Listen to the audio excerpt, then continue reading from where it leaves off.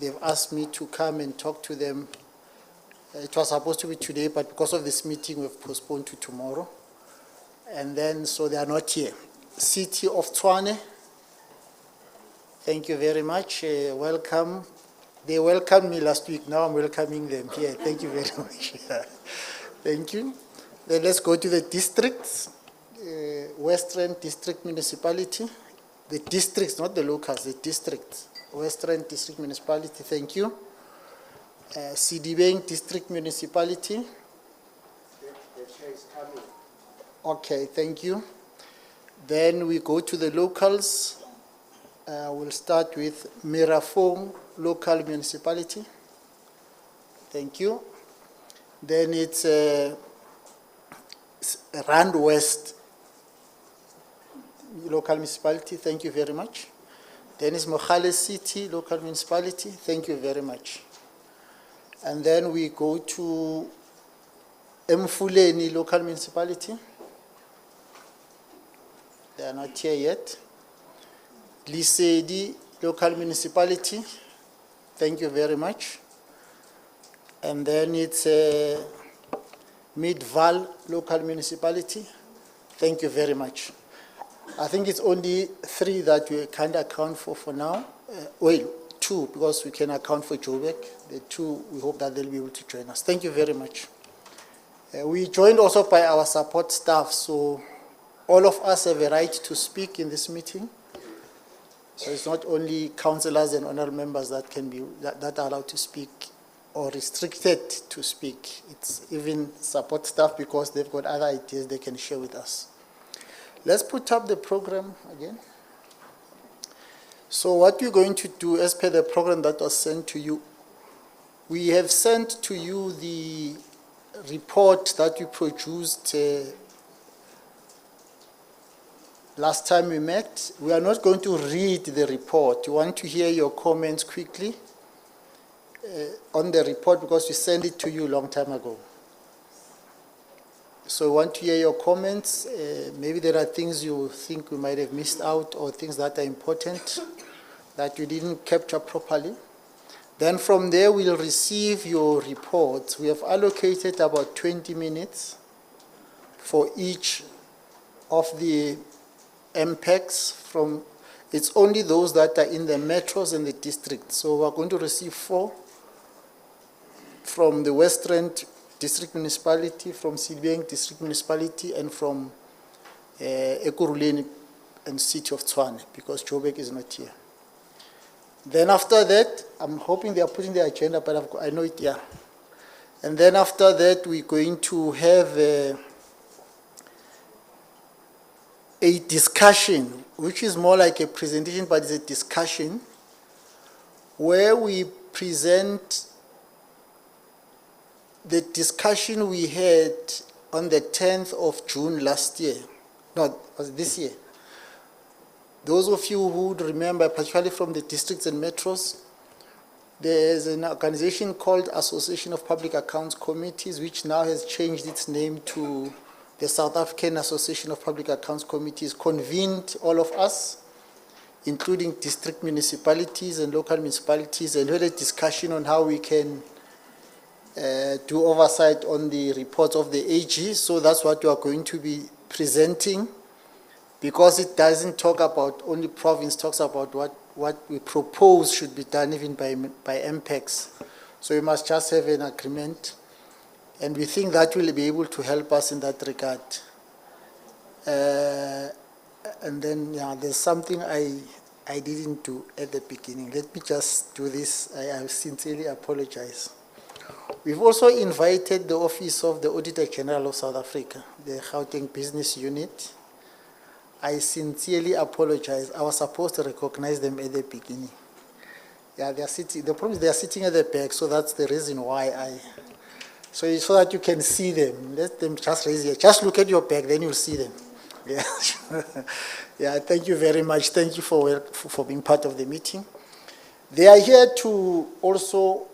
You remember, they define themselves, and they are defined as the enablers of oversight. So they are going to help us shape our approach to what we we're supposed to be doing.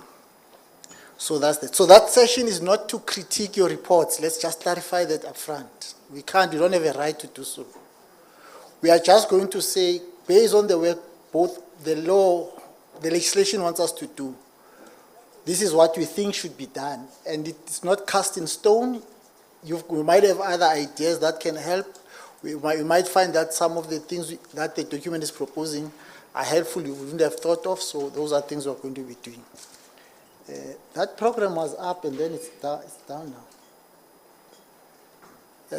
And then after that, we will then have so that session is going to be interactive. And then we'll go for lunch. After lunch, we'll come back and discuss the revival of NAMPAC. We did send you the constitution and some of the documentation. We hope that you've gone through them so that when you have a discussion, you can be able to make your mark. We'll then discuss. Then we close. We hope to finish at 3. Okay, thank you very much. We can now move on to the next. So the good thing about this, we don't have to adopt the agenda or not adopt it. Unless there's somebody who wants to comment on the agenda, on the program. Let's call it the program. Yeah. Okay, I don't see any hands. Let me also take the opportunity to welcome those that are following this session online. It's some of our stakeholders as scope of Gauteng legislature.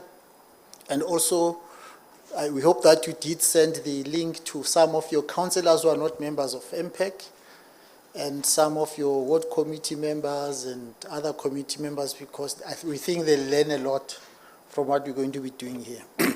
Otherwise, you can always go back and view it because it's on the Facebook of Gauteng Provincial Legislature and also on the YouTube of Gauteng Provincial Legislature. Thank you. Let's move on to the next item then, which is item on our report of our meeting that we held on the 9th of June. The report was circulated to all of you with the agenda or the invitation. I'm not sure if you've got any comments. You can even say no. If you don't have a comment, we think everything is covered.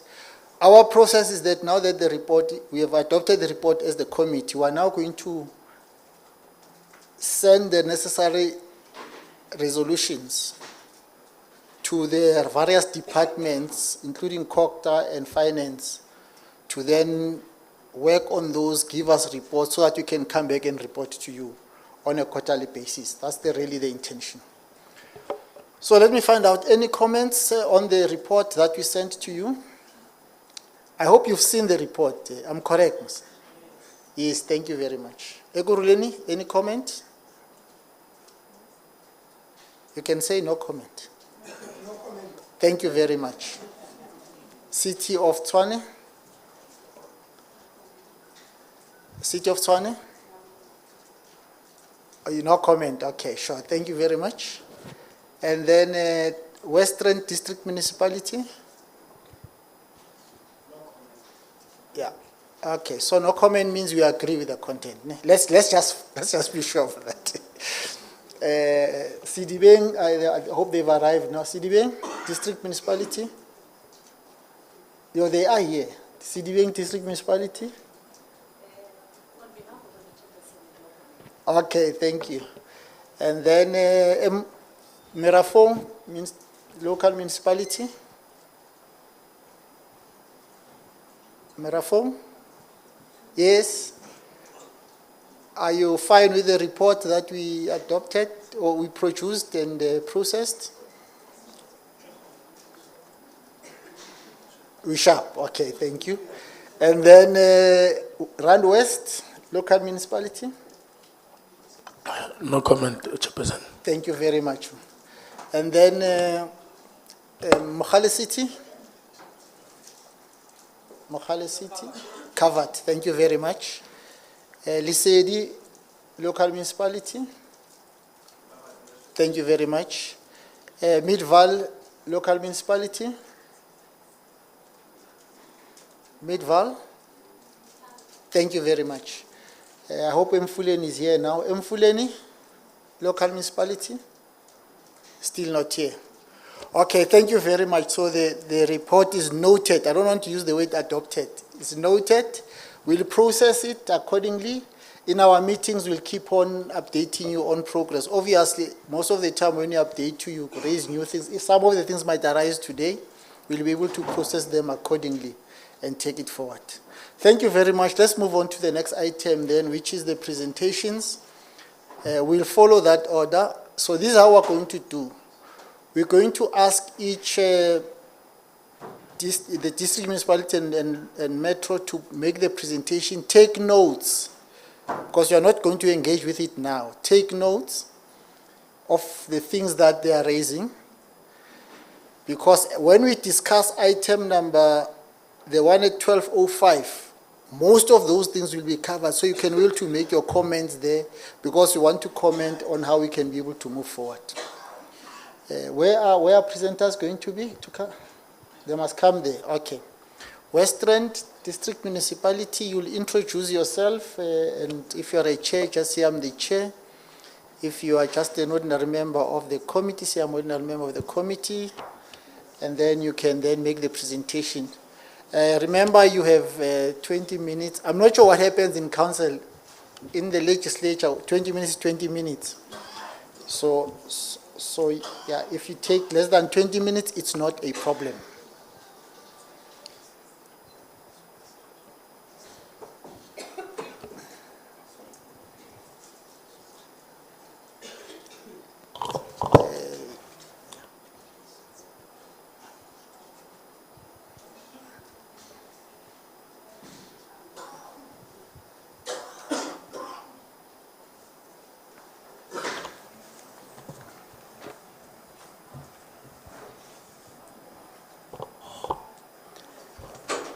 Thank you very much, the chairperson.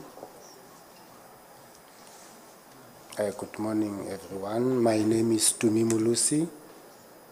I'm the chairperson of MPAC in the Western District Municipality. You said your name is? Mulusi. Mulusi? Yes. That's the same name of the name. I thought you said Councillor Mulusi. Yeah, I'm Councillor Mulusi. Okay, thank you. Not yet Alderman. Chairperson, thank you very much. What we want to do now as the committee, accompanied by the committee, is just to present this small report. Is the oversight report of the MPAC. The purpose of the report is to report to the council the oversight report conducted on the 2020-2021, and also it goes with its recommendations. Chairpersons, the Western Municipality was established in terms of the Local Government Municipal Structures Act. So in 2021, post-local government elections held on the 1st of November, the municipality was scheduled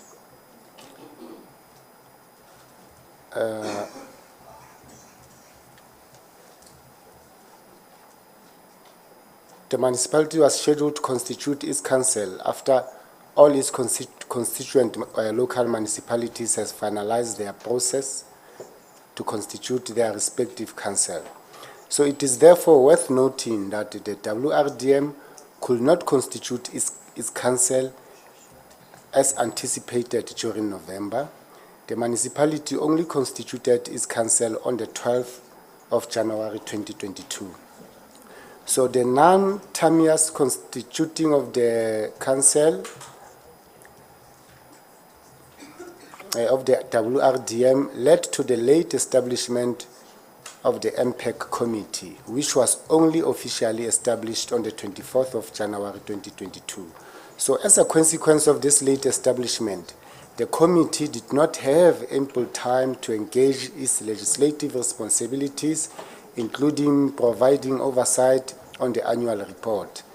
The WRDM Council resolved to appoint the following councillors as members of the committee. They are flighted there on the screen.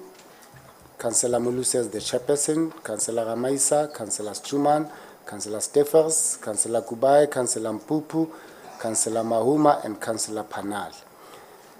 I'm not going to dwell much on the background. This is a legislative mandate given by the MFMA, Section 56, Section 129. So the West Rand District Municipal Council considered the 2020-2021 annual report on the 31st of August 2021 and referred such to the Municipal Public Accounts Committee for the oversight processes. As indicated in the introduction, the committee did not have ample time to conduct its oversight because of the late constitution of Council, followed by the delayed establishment of the NPAC. So the annual report processes by the MPAC is as follows. As a consequence of the late establishment of the MPAC committee, the committee delegated the chairperson to table an item to Council requesting Council to grant such committee an extension in order for the latter to properly engage with the annual report. Council only granted time until the 31st of March 2022 in order for the municipality to remain compliant with the legislation. A public notice was also placed on the official website of the municipality to afford members of the public an opportunity to make their comments and inputs on the 2020-2021 annual report. Unfortunately, no comments or inputs were received from the public.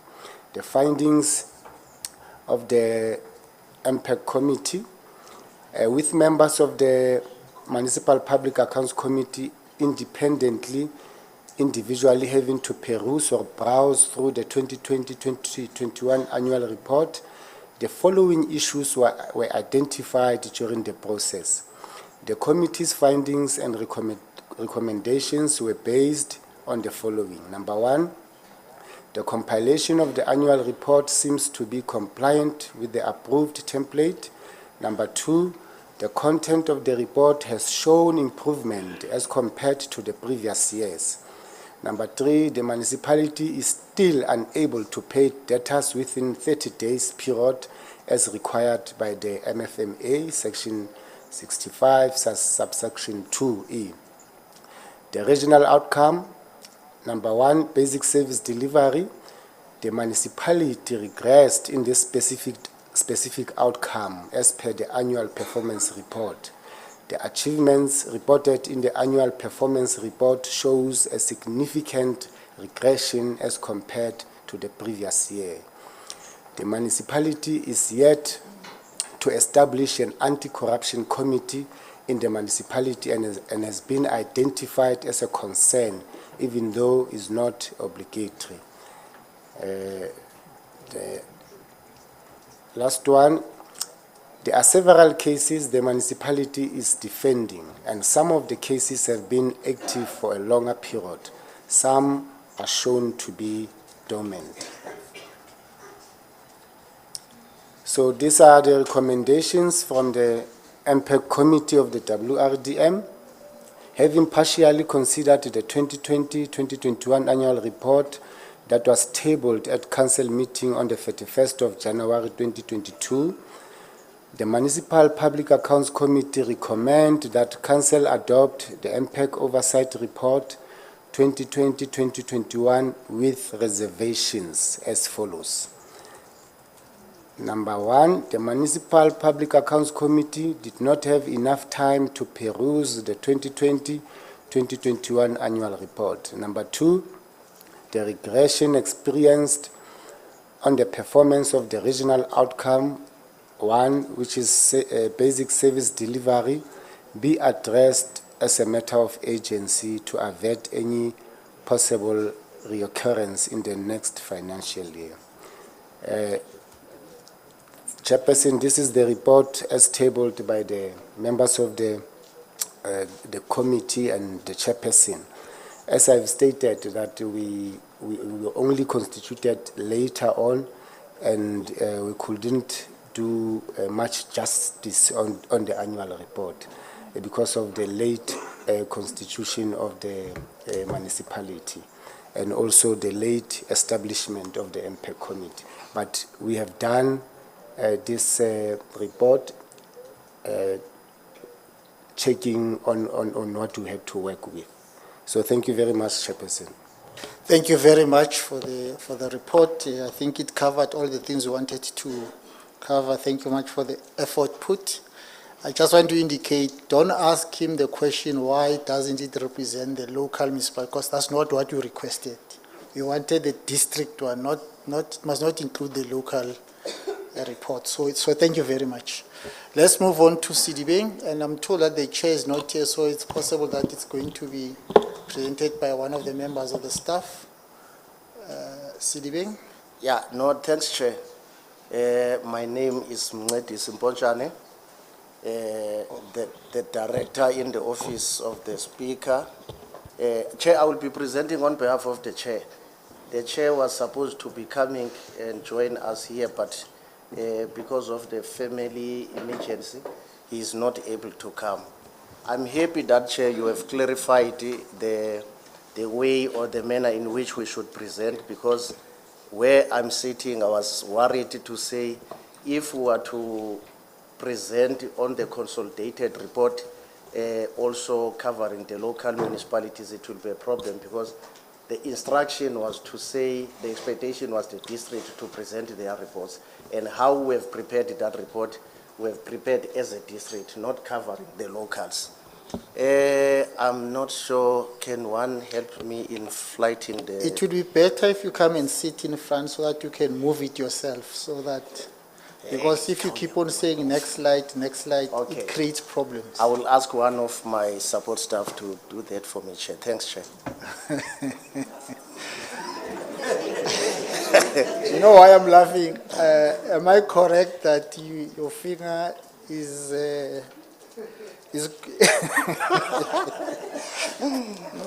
is allergic to pressing Yes, buttons? no, Okay, of course, sure. Chair. You are Okay, right. thank you.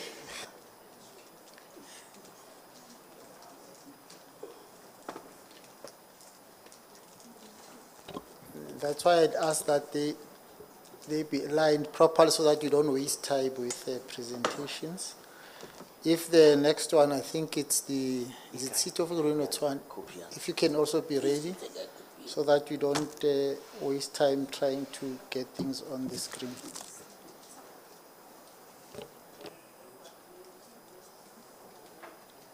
Whilst they are perusing, Chair, let me read from my phone. Chair, the presentation of Siddiving District Municipality, we have started with the introduction. And our introduction reads as follows. Siddiving District Municipality presented its report on the establishment of both Section 79 and Section 80 committees for approval by Council. The Council, where the report was tabled, was convened on the 28th of January 2022 as Council Resolution 9.1. The MPAC committee constitutes members from different parties, represented in Siddiving. Please speak to the mic because we're recording. Okay. Next slide. MPAC, on the functionality of the MPAC, MPAC has developed an annual report, an annual work plan, which outlines activities to be conducted within specific financial year. The annual activity plan was approved by Council, where MPAC has conducted its oversight for 2020-2021 financial year. The oversight report for 2020-2021 financial year contained clear recommendations on what needed to be done by the executive in order to rectify the AG findings. The MPAC recommendations to Council for 2020-2021 financial year was as follows: that the report and its annexure be hereby approved with the following recommendations: that the conditional grants be utilized for the sole purpose of what they are intended for, and a progress report on title deeds grant of about 13 million rands be submitted in the ordinary council before the end of June 2022. That the municipality recover irregular salary of Section 56 and 57 employees and follow consequence management, and progress report must be submitted to Council on a quarterly basis for MPAC to play its oversight. That the reporting of Section 71 monthly reports be consolidated and be presented to Council on quarterly basis as required by the legislation, and failure to do so, consequence management must apply. That it be hereby approved that reporting on the misconduct with regard to financial misappropriation, stroke misconduct such as fraud and corruption be continuously submitted to Council on a quarterly basis. That the municipality adhere to supply chain management policies and ensure that internal vetting takes place before awarding tenders, and non-adherence to that consequence management must take place after due process have been followed. That the municipality do employees skill audit and redeploy employees to the correct positions, and also explore the option of early retirement for employees that are over 55 years in order to deal with the institution bloated staff, and lastly, physical warm bodies verification to avert ghost employees. The report must be submitted to Council before end of 2021-2022 financial year. That the MPAC be afforded an opportunity to probe to audit before an appointment of Section 56 and 57 employees.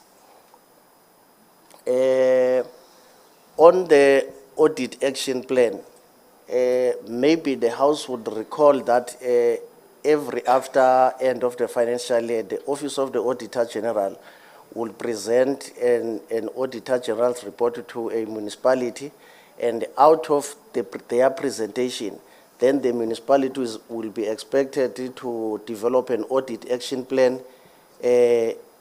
On the SDM audit action plan implementation, Siddiving District Municipality was faced with enormous challenges where there was no municipal manager for 2020-2021 and 2021-2022 financial year.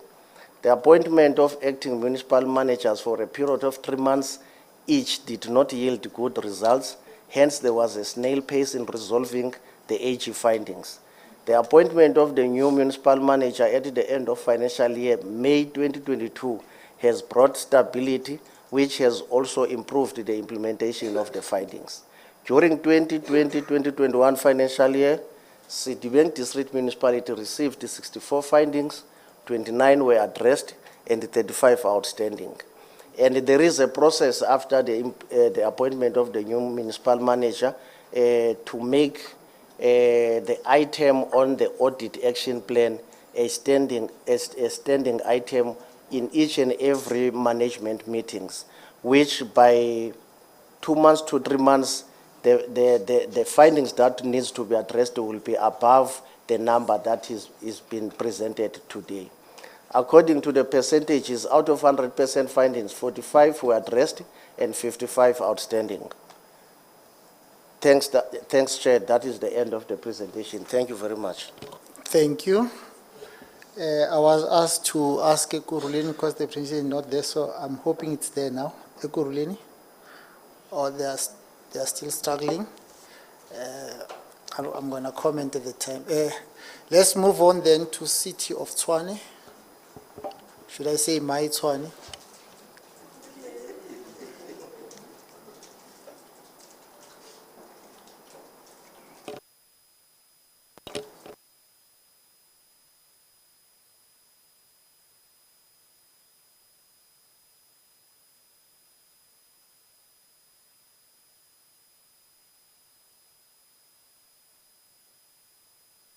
I'm hoping that you're making notes or taking notes, whichever is appropriate in your case, so that at the time we have the discussion you'll also consider some of the things that were said and make proposals or advise us on how you dealt with it in your own situation, and and remember, it's an advice, it's not an instruction. So that's what it's going to be like. Over to you, Chair.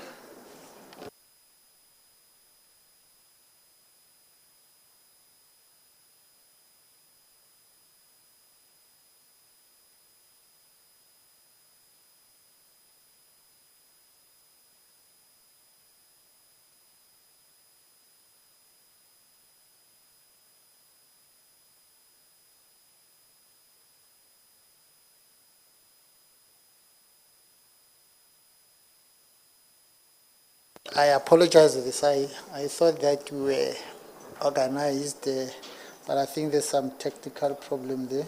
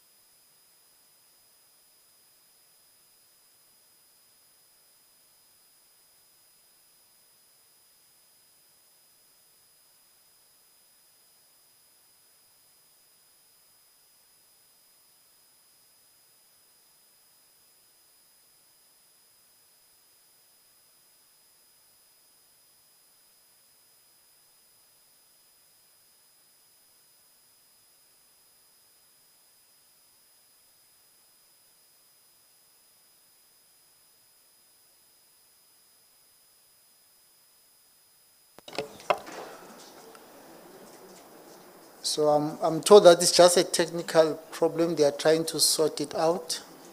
So we will then be able to get the presentation from City of Tshwane. I'm hoping that City of Ekurhuleni won't disappoint me. I am from Ekurhuleni, so I know that you are efficient. I'm hoping that they won't disappoint me. May I have a mic, please, next to the councillor here, so that we can. Okay. Do you want to say something before we get the presentation? It's ready.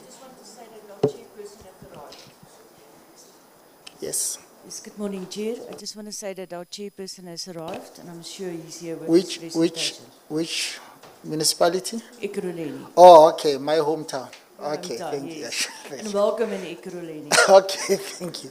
City of Tshwane.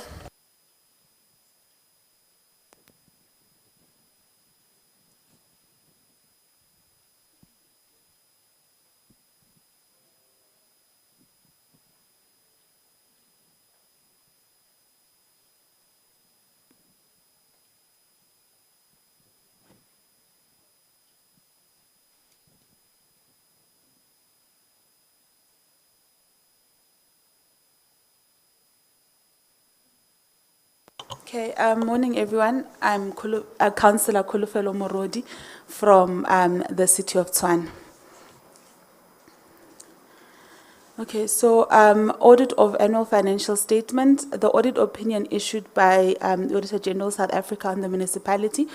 The overall opinion received by the City of Tshwane over 2020-2021 financial year audit is unqualified. The audit raised significant difficulties in obtaining information requested for audit purposes. There was emphasis of matters of paragraphs that raised issues related to disclosure on the impact of COVID-19, the reinstatement of corresponding figures, material uncertainties, material impairments, material losses, electricity, and material losses with water. Audit findings, audit of annual financial statement, the audit opinion raised by Auditor General on municipality entities. On TIDA, this is Tshwane Economic Development Agency.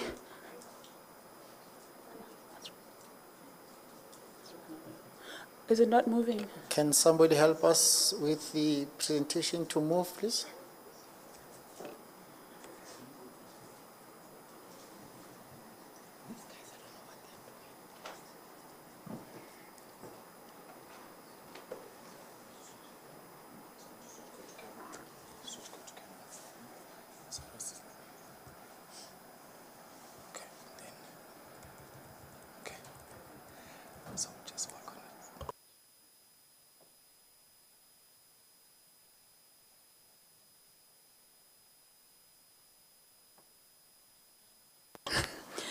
Okay, I was still talking about TIDA. This is the Tshwane Economic Development Agency. The APC had received and reviewed internal audit reports relating to internal controls.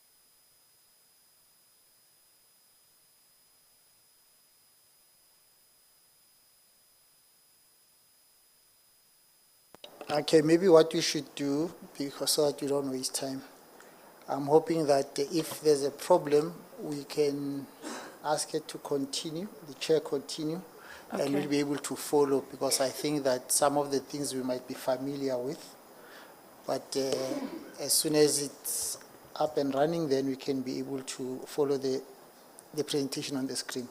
You can go ahead, Chair. Okay, thank you, Chairperson. I was still talking about TIDA. The APC had received and reviewed internal audit reports relating to internal controls, transversal issues, and ICT, governance and controls. As per the approved annual audit work plan based on the reports, the APC was satisfied with TIDA, TIDA's internal controls, except for the following areas which were which management has since been trying to address. These include the implementations of trade and investment strategy, supply chain management, which is procure to pay, project management review, own city of projects, SCOA implementation, governance and compliance, ICT, the review of bring your own devices, ICT general control review. The following key business issues remain and require both stakeholder and entity management to address: review and finalization of service level agreements between the city and TIDA to align with the mandate, managing the entity's tax costs, managing the effectiveness of the migration of the tourism staff from City of Tshwane to TIDA. Okay, and then the audit opinion issued by AGSA on the municipal entities. This is the second entity, which is the housing company Tshwane. Based on the report, the APC was concerned with internal control implementation in the following areas: the status review, records review, review management, credit and debt management, supply chain management, procure to pay, and special quotation review. MSCO implementation, governance and compliance, ICT, the review of bring your own devices. The comments made by MPAC on the Auditor General findings: MPAC notes several matters that were reported to the APC had not. They found that there was no compliance with the laws and applicable legislation. Significant interventions are still required in the supply chain management function, and highlighted in previous MPAC oversight reports. The recommendations that MPAC made to Counsel: the accounting officer and senior managers must use existing processes to address audit findings, and also adherence in terms of procurement and contract management and financial reporting, which should be adequately monitored. On quality and timely submission of annual financial reports, the summary of the Auditor General: it was quality of annual financial statements. The city had received an unqualified report on its 30 June 2021 annual financial statements per Auditor General's audit report. The city presented financial statements for audit within the required period. These were adjusted because of Auditor General's processes, and the resulting financial statement present fairly in all material aspects the results of a financial position of the City of Tshwane at 30 June 2021. The audit revealed that there is room for improvement in the city's processes in terms of preparing financial statements. Comments made by MPAC. MPAC notes the concern that while the accounting officer and senior management had a process to adhere to audit findings, but adherence in terms of procurement, contract management, and financial reporting was not monitored adequately, and thus resulting in many repeat audit findings by the Auditor General. The city had failed to properly analyze the control weaknesses identified by internal and external audits to implement appropriate action that address the root cause of prior year audits. The delay in providing support documentation for audit purposes is a repeat key matter and confirms gaps in the controls of the city as identified in the past and still exists. MPAC recommendation to Council that the accounting officer and senior managers must use the existing processes to address audit findings and also adhere in terms of procurement, contract management, and financial reporting, which should be adequately monitored. Okay. On contingent liabilities and litigations, summary of finding by Auditor General. Compliance with laws and regulations. We found firstly there was unauthorized expenditure amounting to 566 million as disclosed in note 56 of the financial statements in contravention of section 62 subsection 1D of the Municipal Finance Management Act. Under fruitless wasteful expenditure, an amount of 221 million as disclosed in note 57 of the financial statements in contravention of section 62 subsection 1D of Financial Management Act. The majority of the disclosed fruitless and wasteful expenditure amounted to 171,985,233 rand was incurred due to the gratuitous use of intermediaries to facilitate back-to-back purchases of land. Under regular expenditure, we have an amount of 2.7 million as disclosed in note 58 of the financial statements required by section 62 subsection 1D of Municipal Finance Management Act. Most of the disclosed irregular expenditure was caused by non-compliance with supply chain management regulation 36 amount of 815,706 rand irregular expenditure amounting to 593,210,608 rand was incurred on hiring of vehicles, plants, equipment, and machinery. Several matters were reported to the APC that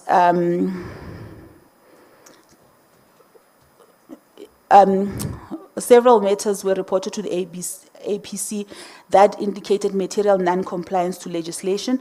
The Auditor General raised issues regarding the ineffectiveness of internal controls relating to revenue management, asset management, as required by Section 34, subsection 2, and Section 63, subsection 2C of the Municipal Financial Management Act.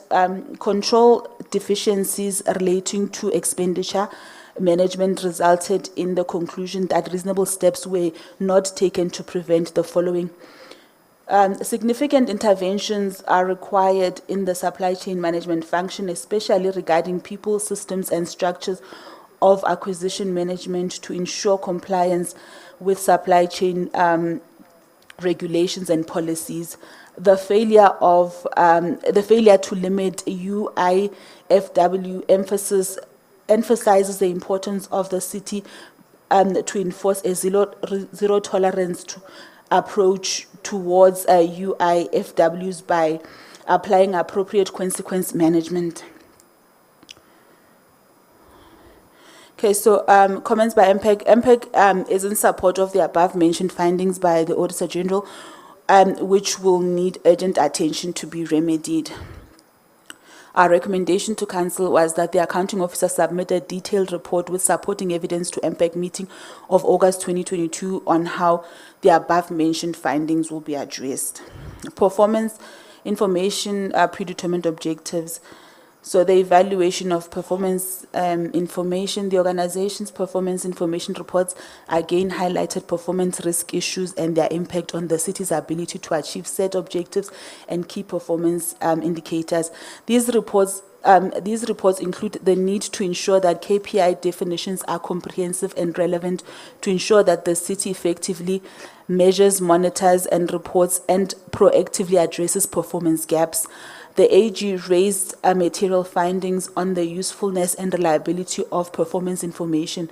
This is due to poor documentation system descriptions which affect the measurability of key performance indicators as well as poor review and monitoring reported evidence which negatively impacts the credibility and reliability of reported performance results. The AG has also raised concerns about the city's ability to achieve its set targets. Service delivery departments have consistently been unable to achieve set targets. These include human settlement, utility services, especially with water, roads and transport, and economic development and spatial planning.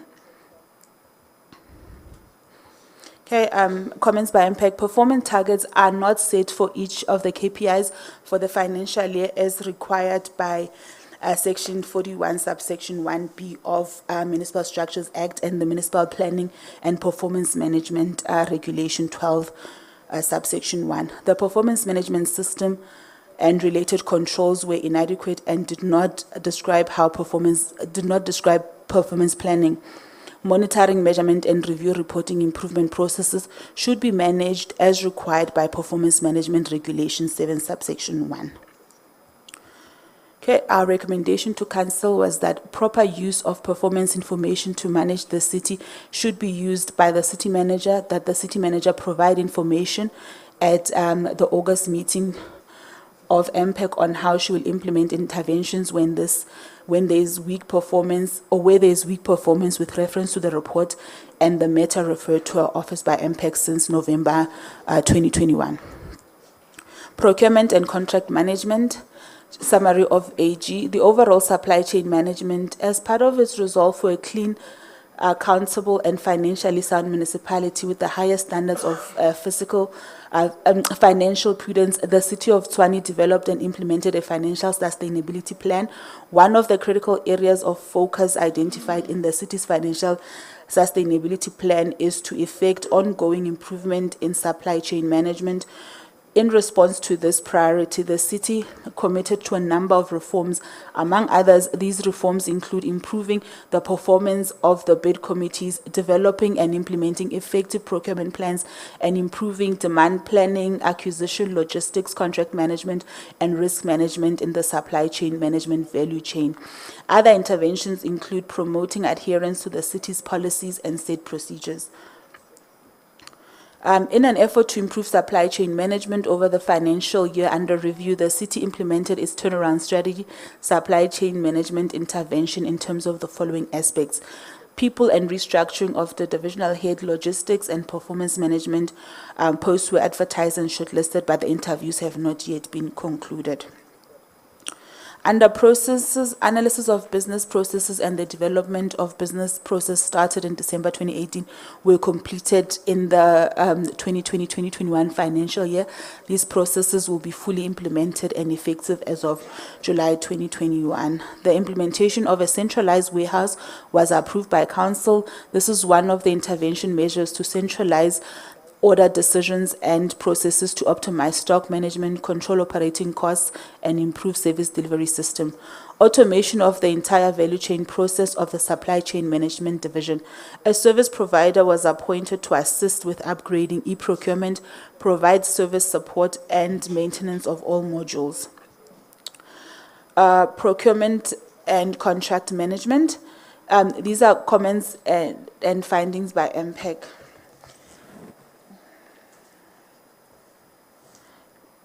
Okay. MPAC supports the interventions and noted the above and will appreciate speedy implementation thereof. Okay. Our recommendation to Council was that the accounting officer submit progress report on the above mentioned interventions. Okay. 30-day payment service to service providers. The municipality did not make payments within the 30 days for rental of Butongo Plaza building, resulting in interest being charged in contravention of Section 65, subsection 2E of MFMA. The non-compliance is likely to result in a financial loss of 7.1 million if not recovered. The accounting officer has not yet taken appropriate action to address the matter, even though notified. Non-compliance is likely to result in a financial loss. That's what MPAC, the comment was that Because of the non-compliance, there'll be a financial loss of 7.1 million if it's not recovered. Our recommendation to council was that the accounting officer submit a report to MPAC meeting of August 2022 on steps taken to recover that amount. Under UIF and W expenditures, summary of findings, control deficiencies relating to expenditure management resulted in the conclusion that reasonable steps were not taken to prevent the following: an unauthorized expenditure of 566 million as disclosed in Note 65 to the financial Note 65 to the financial statements in contravention of Section 62 subsection 1D of the Municipal Finance Management Act, fruitless and wasteful expenditure amounting to 221 million as disclosed in Note 57 of the financial statements in contravention of subsection 262 1D of Municipal Finance Management Act. The majority of the disclosed fruitless and wasteful expenditures amounting to 171 million was incurred due to the gratuitous use of intermediaries to facilitate back-to-back purchases of land. Irregular expenditure amount of 2.7 million as disclosed in Note 58 to the financial statements as required by Section 62D of Municipal Finance Management Act. Most of the undisclosed regular expenditure was caused by non-compliance with Supply Chain Regulation 36, which amounts to 815 million. Irregular expenditure amount of 593,210,000 was incurred in hiring of vehicles, plants, and machinery. Okay, comments by MPAC. Unauthorized expenditure incurred by the municipality was not investigated to determine if any person was liable for the expenditure as required by Section 32, subsection 2A of the MFMA. Irregular expenditure incurred was not investigated to determine if a person was liable, as well as the fruitless, wasteful expenditure incurred by the municipality was also not investigated to see if anyone was liable for payment. Recommendations by MPAC to Council. We recommended that the accounting officer submit a comprehensive report to MPAC by the meeting of August 2022 on steps taken to address the matters raised above. Okay, under material irregularities, summary of the findings by the AG. As per the Public Audit Act and material irregularities regulations, the Auditor General has a responsibility to report material irregularities identified during the audit. The two material irregularities identified in the prior year have still not yet been fully resolved. In the current year, the AG identified 6 further irregular findings. The city's response to two of these were not sufficient, resulting in specific recommendations from the AG on how they can resolve the matter. The AG has warned that further material irregularities are in the process of being reported. The material irregularities highlight a significant shortcoming in the city's internal controls and its ability to respond quickly and appropriately to system failures and malfeasance. A more streamlined and effective manner of dealing with systematic failures need to be developed. Comments by MPAC. Interest not levied on outstanding sundry consumer debts between July 2019 and June 2020 are required by Section 64(2) subsection G of Municipal Finance Management Act and the approved credit control and debit collection policy of the municipality. A payment of amounting to 53,444,860 was made to an incorrect beneficiary on 30 August 2019.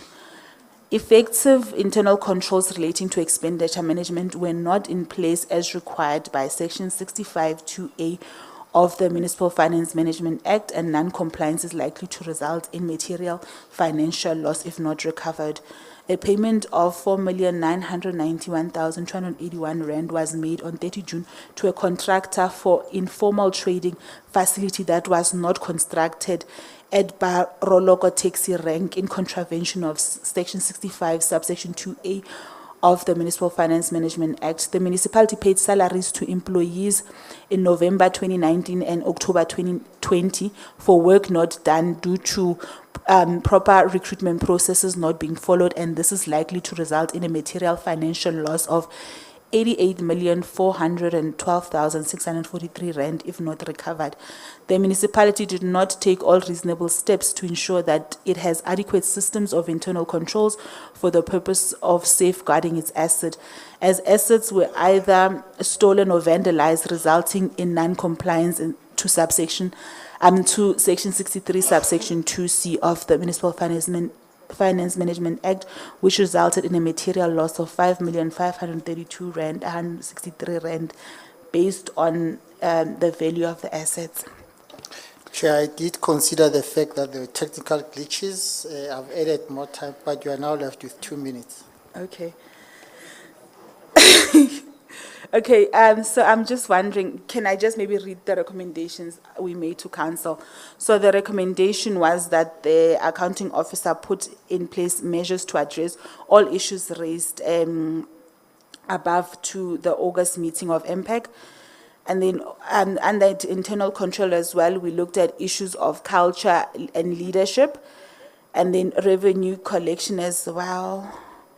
I just want to go to our, to the, of our comments, because we actually followed the structure that was sent by to the letter.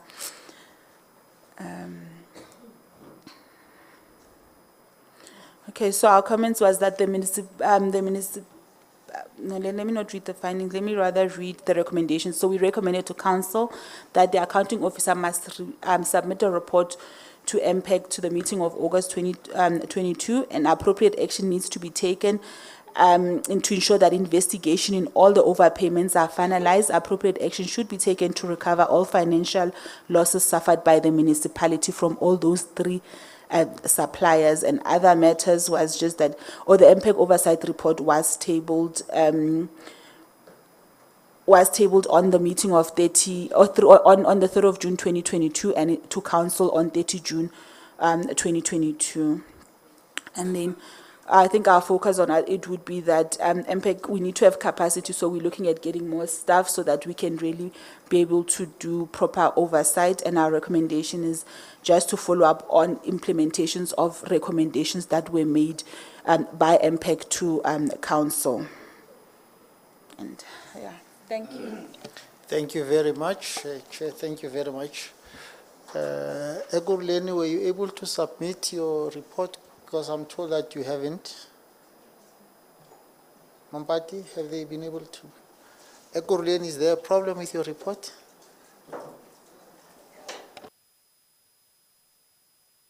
So where is it?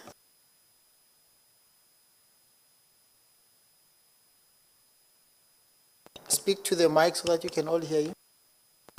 Greetings, Chair. We had it emailed to the staff member outside. So is it there now? Okay, let's take a 5 minutes break whilst we sort that out. Thank you very much. The time now is 10:05, 11:05. We'll be back at, we'll start, not back, we'll start at 11:10. So we'll be back at 11:09.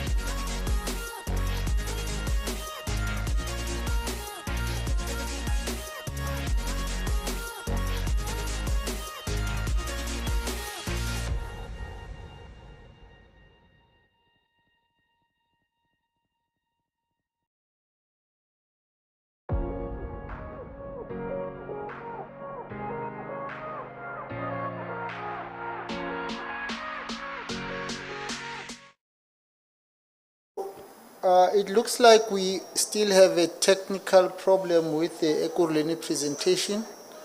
So what I suggest we do, go ahead. I think we will use the fact that we've had a presentation from the others.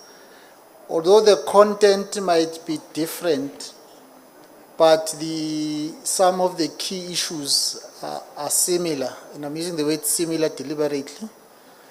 So I think that's what we should do. May I therefore ask that I also be given this so that I can fly it from here? We'll skip Ekurhuleni because there are some problems, but I think you won't feel bad because it's just a technical problem. We will sort it out another time. Mampati, the team, can I have?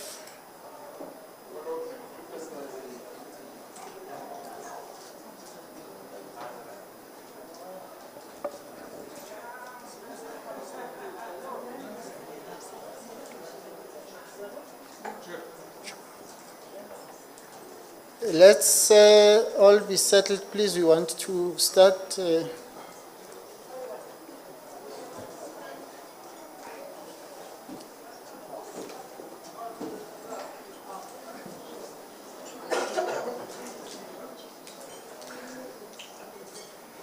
We're skipping Ekurhuleni, so don't worry about it. Let's have the machine, the connection here, please. That connection, please. Mampati? No, I don't want the link. I want the... Yes.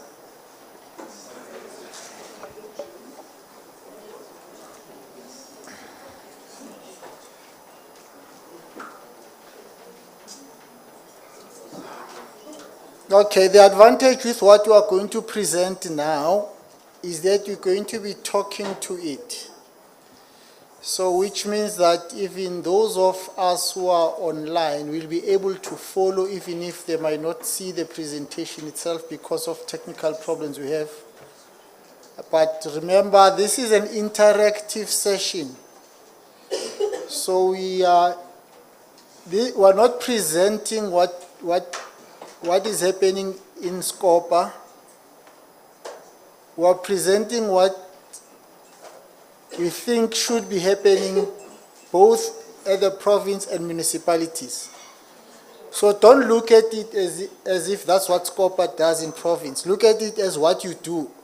So that when you see that some of the things are misrepresentation, then you can be able to correct the presentation. But also, when you make suggestions, this must be suggestions that are based on what you do. So we'll appreciate that.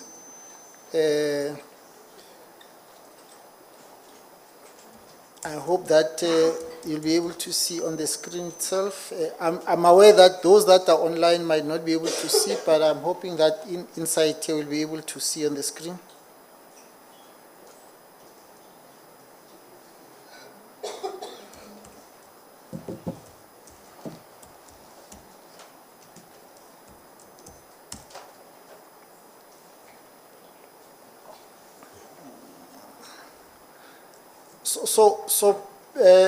As I indicated, this is our interactive session. So we hope that we will all be able to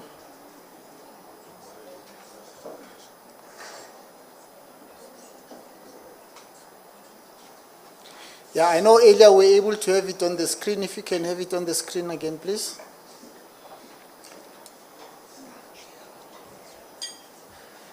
Okay, thank you. Just to say that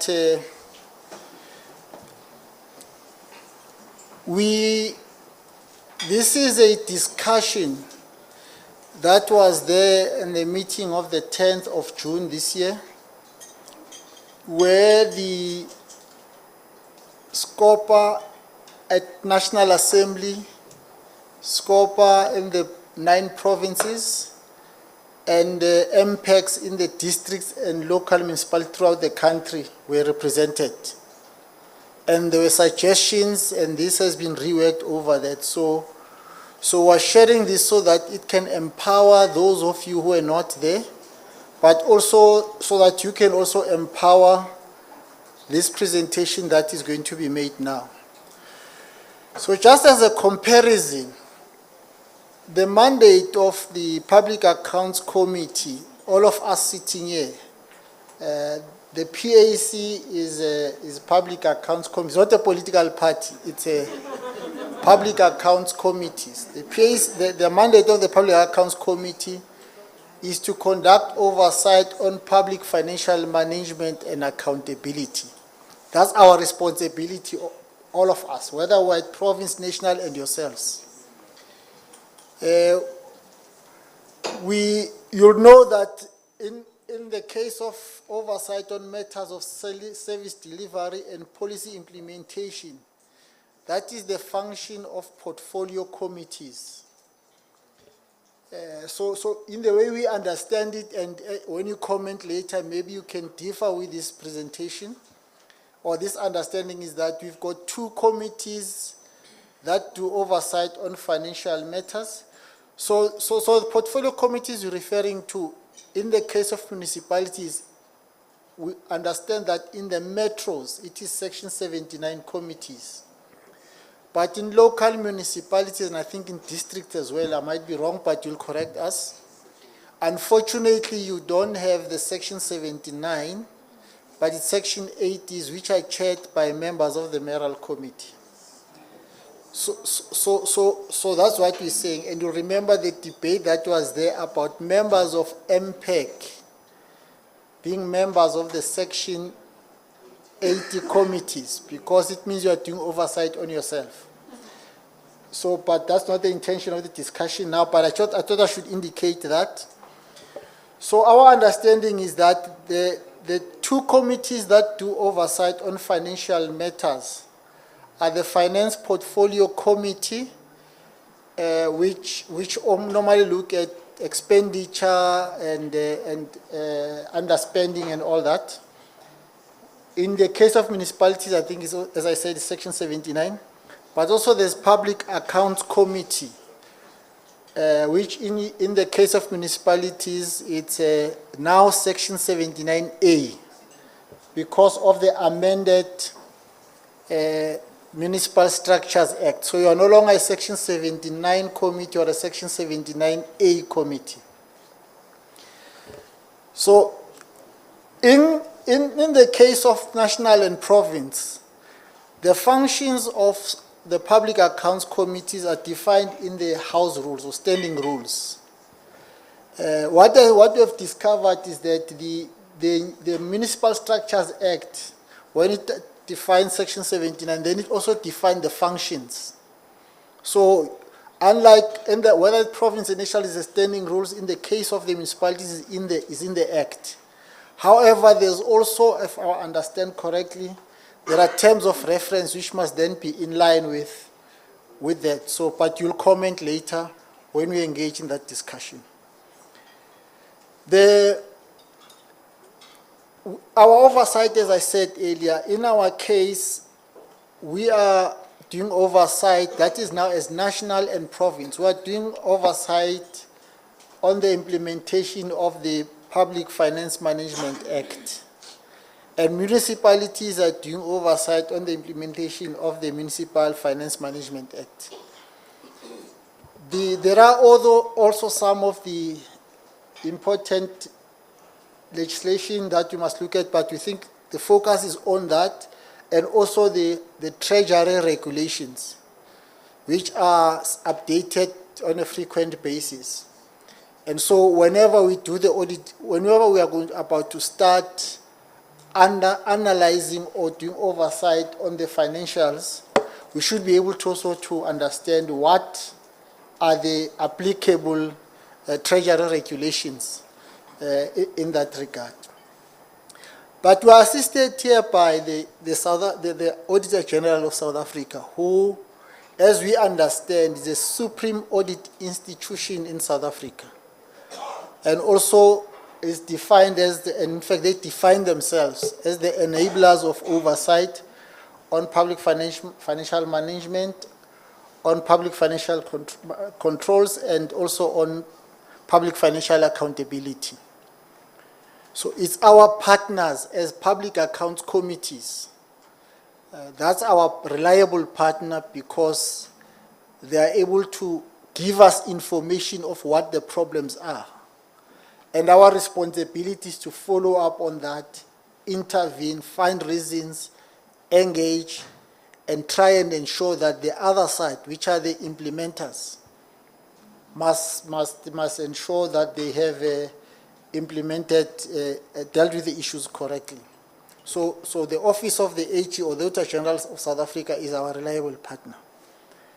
So, and the AG does this by auditing the annual financial statements, and in the audit report, the key areas that we're able to look at, if you look at the report, it's around the annual financial statements.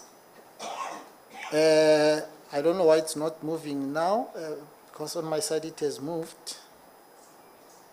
I hope it's not the problem we've just experienced now.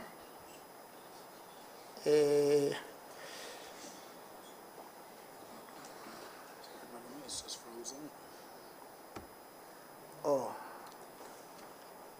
Okay, no, but it's moving on my side, not on the screen.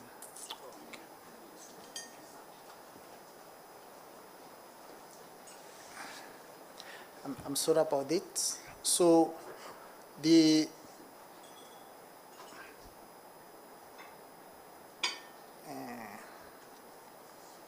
let me see if I do this, if it's gonna show something. I think it's frozen on the screen because I've now taken this off, but it's still okay.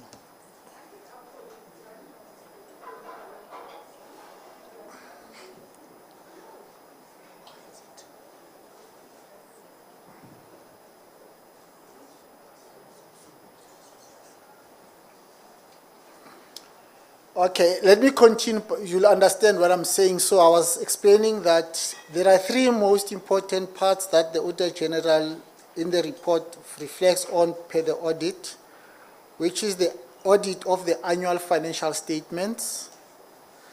Then it's also the audit of performance objectives. And then from there, it is the audit of compliance with legislation. So those are the key which we're going to focus on, but there are other areas, so I thought it's important that we focus on that for now. Now, our understanding of the oversight, both of us do, which is the MPACs and SCOPA.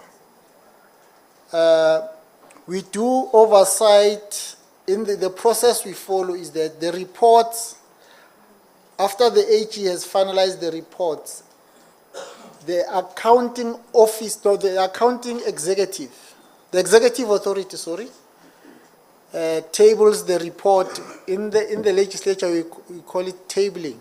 I'm not sure what you call it in council. So it's the same. Okay. So either the premier or the MEC, the president or the minister tables the report. Normally, they send it to the office of the speaker. But in our case, we've now introduced a new system where it must be done in the House. We call it introducing the reports. I think that's what's happening in the municipality also. It's tabled in the council. Then there's deliberation. Then it's referred to committees.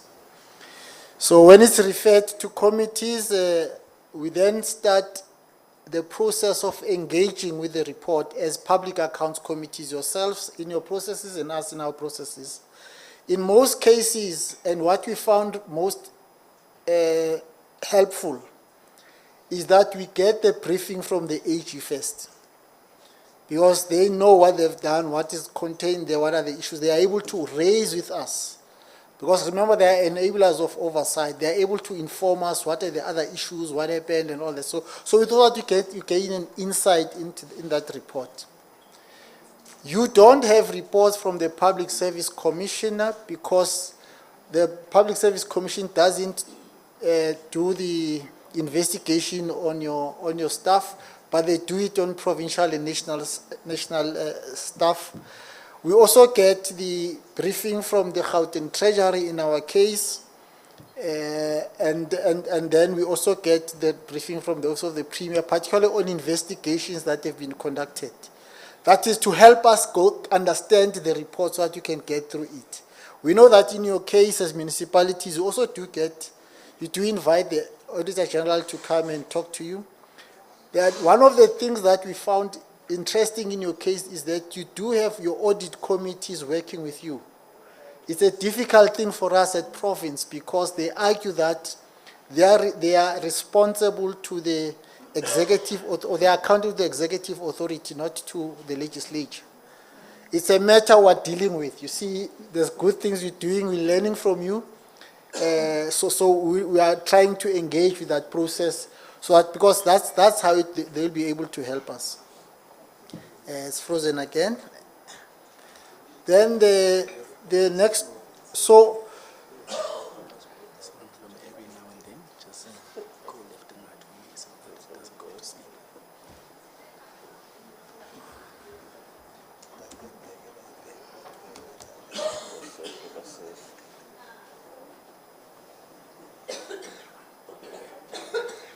okay, but I'll continue because you'll be able to understand what I'm saying.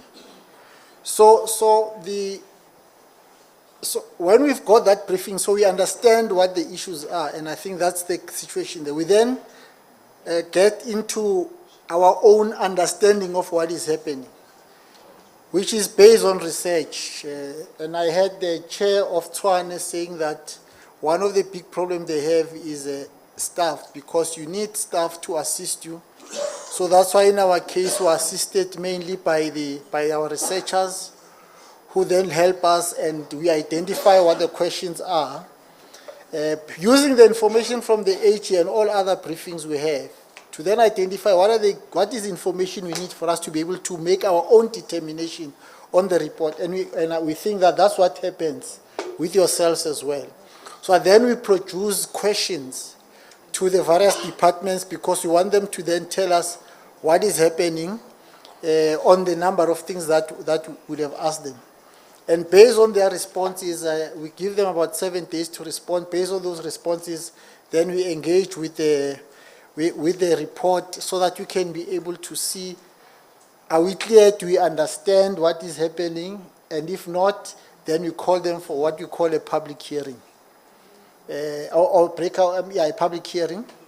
And my understanding, or our understanding, is that you do also engage the executive mayor. Yeah, apparently it varies from one area. You must engage the executive mayor because it's the mayor executive is the report of the executive mayor.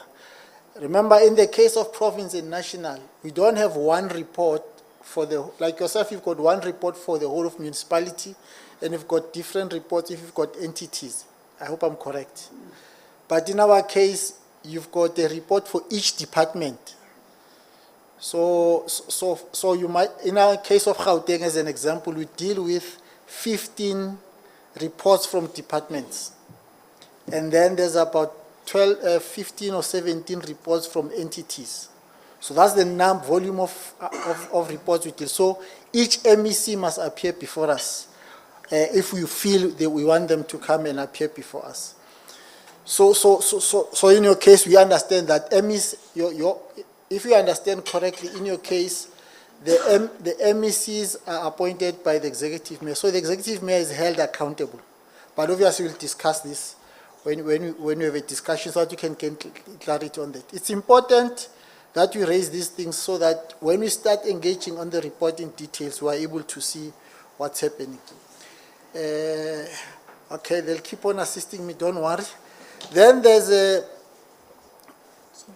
also, after we've engaged with everything, understood, got the view, we need then to develop our own understanding or our own view on the report. And I think particularly the chair of Tshwane kept on saying, this is the view of the Public Accounts Committee. So, because you must establish your own view as a committee. And that's where we debate the report. The problem with our scoper in the legislature is that we are members of different political parties, but we don't differ. I don't understand why we don't differ. So we normally agree, and so that's what it is with our reports. And I'm expecting that because that's the time when you start debating, arguing, and all those kind of things. Because now you are expressing your view as a committee on the report, and what you think should be followed up, and all those kind of things. And then when we have adopted the report, it's our report. And I expect that when you have adopted the report as MPAC, it's your report. It's no longer a report, because you are analyzing the report of the Auditor General on the financial statement, or on the reports of financial management in the municipality. So whatever you produce, it's your report now on that report. So that's why it's important to have an agreement, so that when the report is tabled in the House, it's our report. It's no longer somebody else's report. And when it's tabled, in our case, and in national, the chairperson tables the report. The committee tables its own report. I know in your case, municipality is tabled by the speaker, and that's... Oh, is it chairperson? Okay, no, it's fine. I thought it's the speaker, so we'll correct that. So it's tabled by the chairperson, so we'll correct that. Now, having heard this, before we get into details on what on the report itself, we thought we should have a discussion. Just a comment on what I've just presented now. Maybe there are other views, maybe there are other things you want to raise on the same matter, but so we wanted to have a discussion or your comments on that. Please, if you want to comment, just raise your hand so that they can give you a mic, and then we can be able to hear you. Remember, when you comment, there's about 80-something people in this room. So if you take 10 minutes each, it's 800 minutes. So please try and limit your comments, maybe three minutes or so, but please, let's have this. So these are the areas we're just commenting on. The mandate of SCOPA and MPACs, role of AGSA, SCOPA, MPAC oversight. The Office of the AG is here also to comment. So today they are taking sides. They are taking side of public accounts committees. So they are able to assist us. There's a hand there. Remember, if you are speaking for the first time, just tell us what your name is. There's a hand there, then there's another hand there. Thank you, Chairperson. My name is Jomo Japelu from the city of Ekurhuleni. Chair, I just want to comment on the point that you made with regards to finding yourselves agreeing more often than not in your meetings. Chair, and want to indicate that it is also similar with us, and it should be similar in all the committees. The point I want to make, Chair, issues of compliance and issues of legislation are straightforward. And if you often look at the responsibilities that are given upon us, most of them are peremptory. You know, the law will tell you this is what should happen. So there's nothing really to second guess, Chair. You know, it's either you are within the framework of the law or you're outside of it. And if you're outside, you'll be found wanting. And there isn't really much that one would want to debate around those issues. I just wanted to indicate that it's encouraging to hear that indeed, you know, that is what is happening, and it is what is happening with our committee as well. Thank you, Chair. Okay, thank you, Honorable Chairperson. I welcome what you've just presented. My name? My name is Councillor Ali Musina, the Chairperson of Rand City Local Municipality Public Accounts Committee. Chairperson, I welcome the report that you've just presented here. I think it's similar. I just want to concur with the latter speaker. But I want to link it with what other municipal districts and the metros have presented with a kind of a clarity-seeking question, because I think it cut across on what we've just presented. For instance, Siddiving, the report of Siddiving, because of the absence of the chairperson, was presented by the director in the office of the speaker. You know, when I was sitting here, I was wondering, there are committee members like councillors who are sitting with the chairperson, who are supposed to be presenting that. There are support staff if the committee members are not here within the MPAC setup. Now, people like the director in the office of the speaker, people that MPAC, it's supposed to be playing oversight upon. Now, I just wanted clarity because, you know, it comes as kind of, it's not a transgression. I don't want to call it a transgression, but it's worrisome that it's like MPAC now, it's being controlled from the office of the speaker, and I know the speaker, yes, is a custodian of the committees of council, but remember, MPAC, it's a committee of council. So I just want clarity, I don't know from you or from Siddiving. Thank you, Chair. Some of the questions, they don't have to be responded because the way you ask the question, you've already given the answer. It's not supposed to be. Yes, I'm just going to allow the 5 hands that I see, then we continue. It's 1. Now there are more. Okay, let me allow them, right? It's 1, 2, 3, 4, 5, 6. Then, then that's all. Please don't raise any hand after this. Thank you very much, Chairperson. My name is Councillor Sizakele Masugu from the city of Ekurhuleni, member of MPAC. Chair, I would like to maybe respond on what you spoke on the issue of accountability by MMCs vis-a-vis the speaker. In our case, all MMCs of the departments are coming before the committee to account. The entities, the departments aligned to those entities, if I could make an example, maybe like Ervat, the MMC for water comes and accompany the entity to come and account to the committee. That's how we do it in the municipalities, not necessarily the speaker or the mayor. Thank you very much.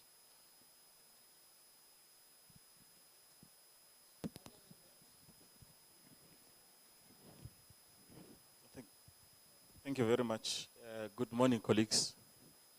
My name is Siabelo Marishani. I am from City of Tshwane and I'm a member of the MPAC committee. Chair, firstly, let me recommend or propose that this forum should sit at least twice a year at this level in order for us to achieve and address all the outstanding issues that we've been having forever. I don't want to go into the issues, we'll go deeper as and when we go along. Then, Chair, I also want us to focus, hence I'm proposing that or recommend that we should meet twice a year. Even thrice is fine, but I'm worried, Chair. We are forever talking about functionality of MPAC committees and proper resourcing of MPAC committees.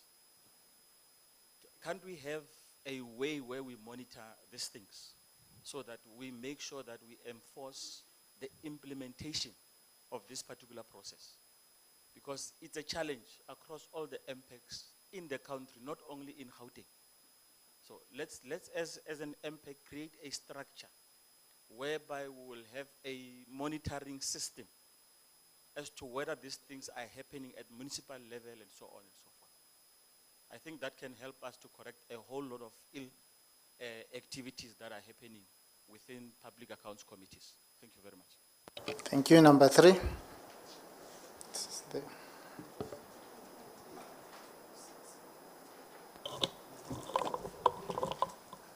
No, thanks, Chair.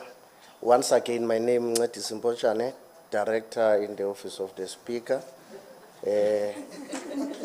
Because you have covered me, Chair, I'm not going to respond on the question that was raised. Safe to say, in your presentation, Chair, you spoke about certain issues between the province and the municipalities. Yes, at the level of the municipalities, we do invite the executive mayor and the MMs, including the HODs, for hearings on what transpired from the annual report. Number two, Chair, I'm not sure, but here I seek clarification. I saw in your presentation, you spoke about the speaker presenting the reports, but in our case, the chairperson of MPAC are the ones that present the report to council.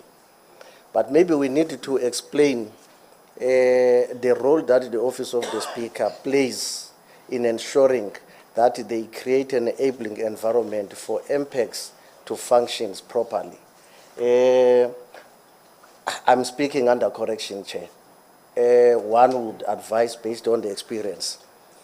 The speaker as an office, I don't want to refer to an individual. The speaker as an office is the custodian of policies. And the MPAC gets appointed by council and is located under the office of the speaker for support. Maybe it's a clarity that I will get as and when we discuss some issues, as to say the presentation by the director in the office was wrong or right. I still need a correction so that going forward, we don't repeat the wrongs. Thanks, Chair. Yes, yeah, sure, yes. Thank you very much, Chair. Good morning, colleagues and councillors. My name is Raleigh Tlodikikai, Mogale City Municipality support staff. Mine is in relation to, or rather one appreciates the presentation as made insofar as comparisons are concerned. So there's not much real a difference in terms of functions and practices. However, if one looks at the first session as was flighted to say, particularly under breakaway and briefings, where engagements with executive mayor and municipal manager are cited, I think there should be a disparity in that regard, because as MPACs at local municipal level, during hearings, it is then that the executive, the municipal manager is also invited to come and account under oath, so that whatever input in response is made binds that particular municipal manager. And then if he or she happens to, going forward, contravene or disown the responses made there, he or she can be charged for perjury because he responded under oath. Now, I'm not too sure under that specific highlight that's captured on the presentation. What do we imply here? Engagement with executive mayor and municipal manager, because there's a tendency to say when you invite the municipal manager prior to the hearings, for example, or rather the mayor would then say, no, I'm not the accounting officer, therefore the responsible individual, if not person, would be the municipal manager. You go to the municipal managers, no, I've responded already, so why invite me to hearing? I think that needs to be corrected so that once we invite them for such, it must be clear to say you've got that obligation. You don't have to say you're welcome or you're not welcome, because MPAC is obliged to carry out its function. Thank you. Thank you. Over to you. Can you use the mic here? Yes, thank you, Chairperson. Again, my name is Adriana Randall, member of SCOPA and of Finance in the Gauteng Provincial Government. So, 2 points. Provincial legislature, not government. Legislature, right. We are in a fortunate position that we do have capacity in terms of researchers, etc. So, every 5 years when there's a new term, we get a proper handover report so that we settle in immediately. So when for an example, I'm a second term MPL, so I've got that knowledge of what happened in the previous term. But for a new member, to have a handover report in hand helps us tremendously in hitting the ground running and doing our oversight effectively. So that, I just wanted to allude to that, Chair. And then the second one is, we also deal with an unauthorized expenditure bill. This year we had the Department of Health that had unauthorized expenditure. It gets referred to the SCOPA committee, and we then decide whether the motivation presented to us, whether we're going to give it back to the health and say, no, this amount gets charged directly to your current year's budget, or we allow that to be written off. I don't know if this is the case in MPACs, but we also deal with unauthorized expenditure bills. Thanks, Chair. Okay, maybe the last part, they shouldn't respond to it because we will still deal with it. Yeah, so we'll still come to that. Yeah, sure. There were two hands, there were two other hands. Thank you, Chair. My name is Stone Mkokoli, Mokhala City MPAC Chair. The question I wanted the Chair to clarify is around the Section 79 as amended. For the benefit of this House, Chair, I know you've sent these things, they are rusting in our Dropbox.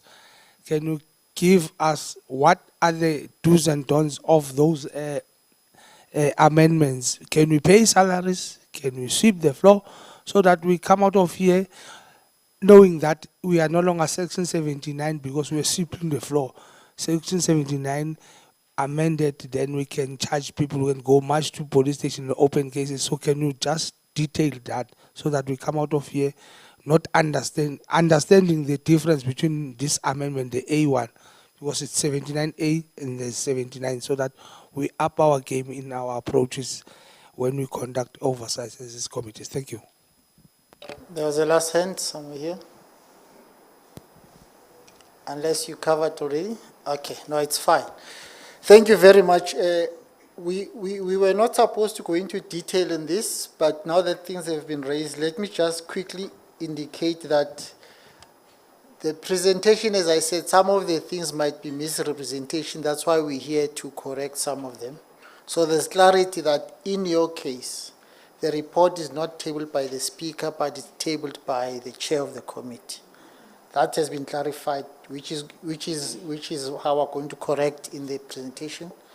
Secondly, in the case of province and national, the committee is a political committee.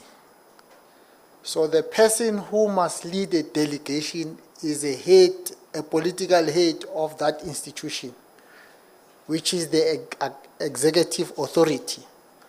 So when we call Department of Health, the MEC must be there. When we call the Department of Roads and Transport, the MEC must be there. When we call the Office of the Premier must be there.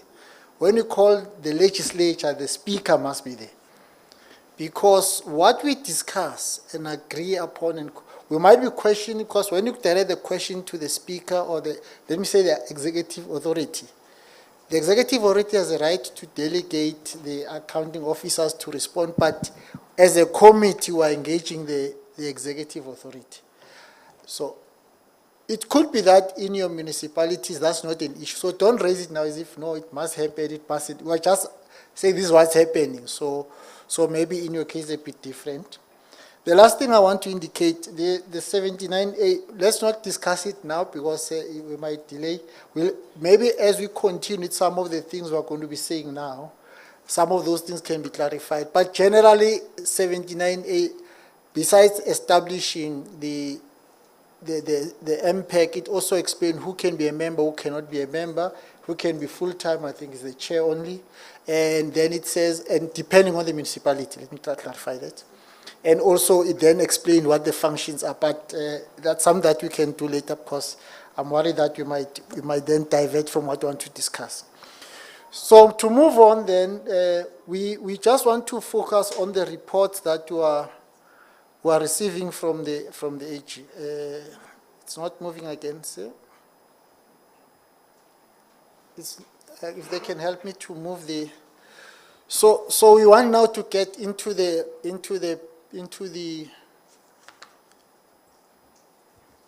yeah.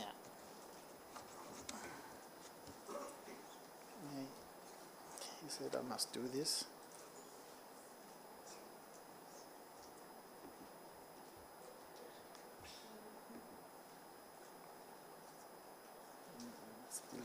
Okay. So the first thing we want to engage with is around the audit opinion, our oversight on the audit opinion. You'll know that there's various of them. One of them is the disclaimer or an adverse audit opinion. We don't want to assume that you know, but we're not saying when we repeat, it means you don't know. It's just that so that you can have the similar understanding. As we understand it, the adverse opinion is the financials. It means that the financial statements contain material misstatements that are not confined to specific amounts, or the misstatements represent a substantial portion of the financial statements. Or disclaimer audit opinion also refers to the organ of state or municipality would have provided insufficient evidence in the form of documentation on which to base an audit opinion. The lack of sufficient evidence is not confined to specific amounts or represents a substantial portion of the information contained in the financial statements. Now, what we're saying is that in the case of the disclaimer or adverse opinion, what we think are the issues, the likelihood is that the municipality or the department or the entity would be doing this because it's concealing wrongdoing through poor record keeping. It's possible. Is that it is evading its responsibility to account on its use of public funds, and or because of that, it's causing harm to the public through the wastage that is a result of non-instituting strong internal controls and managing resources efficiently. So that's the view we think that public accounts committees must have when they look at the disclaimer or adverse audit opinion. So what should we do then?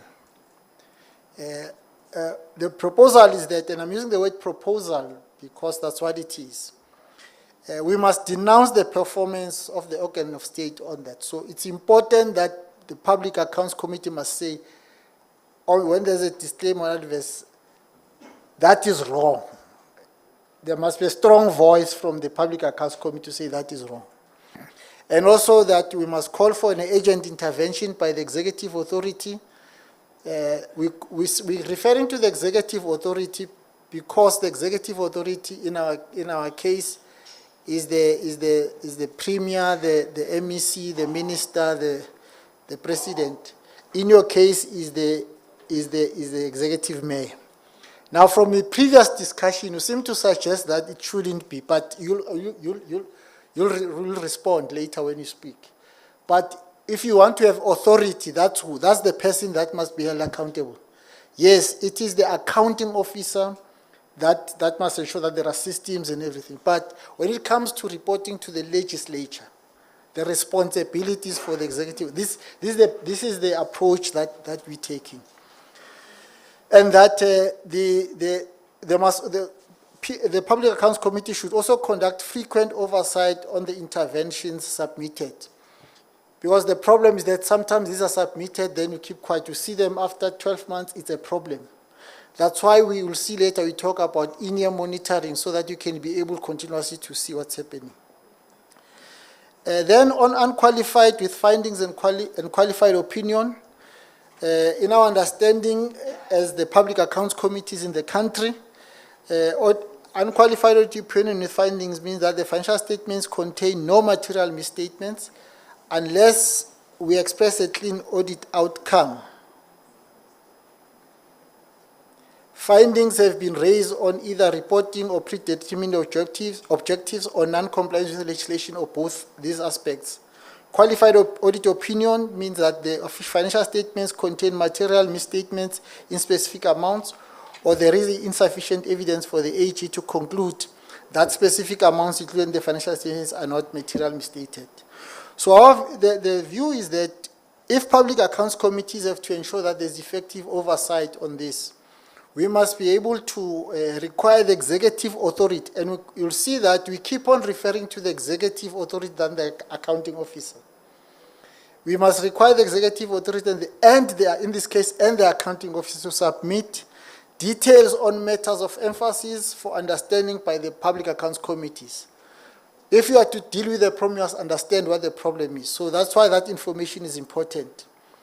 We must then also require audit action plans with details to mitigate these findings in the future.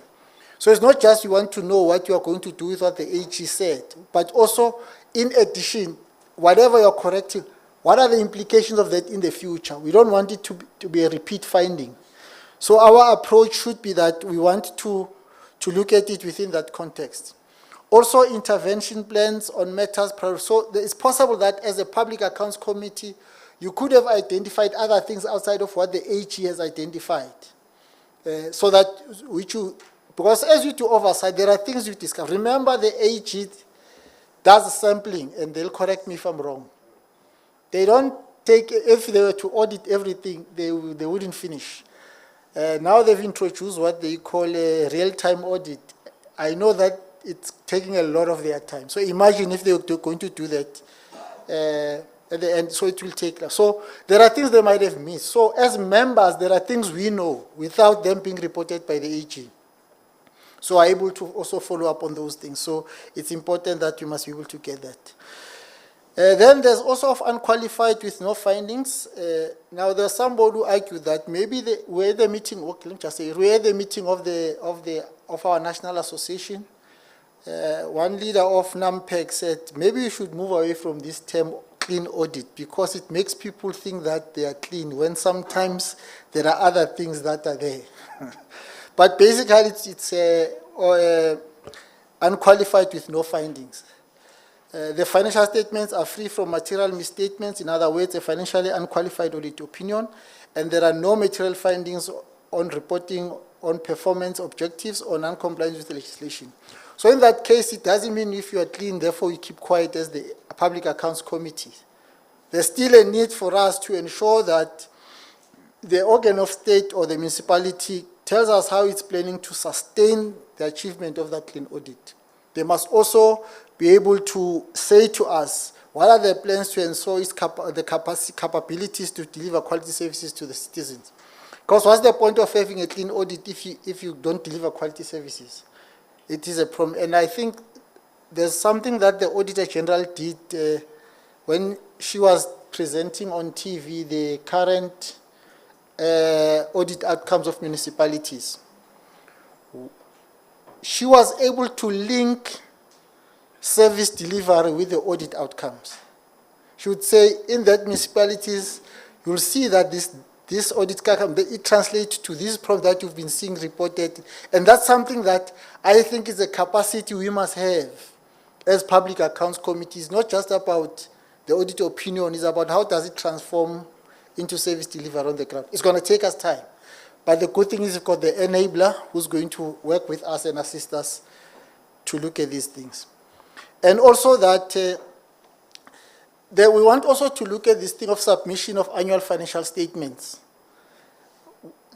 No, there are two issues we might want to look at. Sometimes it's about the corrected misstatements.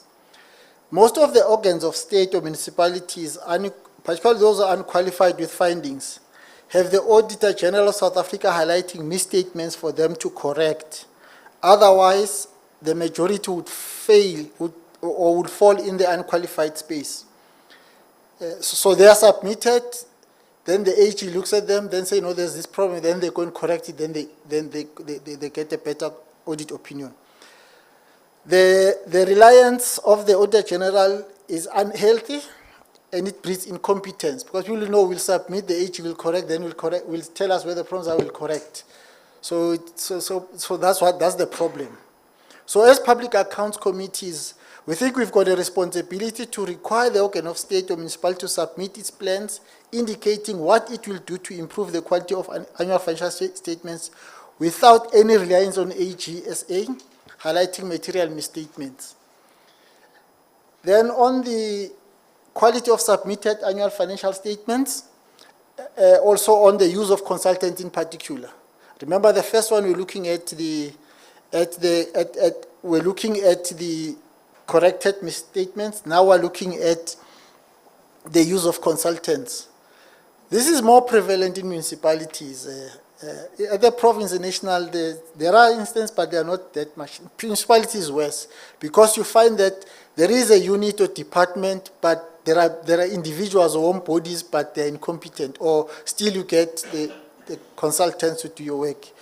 And we think that one thing is important, is that the AG has found that some of these consultants, when they do audit, when the AG does the audit, some of the reports by these consultants still are not correct, and then the municipality gets a qualified, or then it's a problem. Then you spend, I think, there's one municipality who got a report that they spent about 10 or 11 million rand for consultants, in addition to what they pay their staff that's already there. So it is, and then you still get the qualified officer.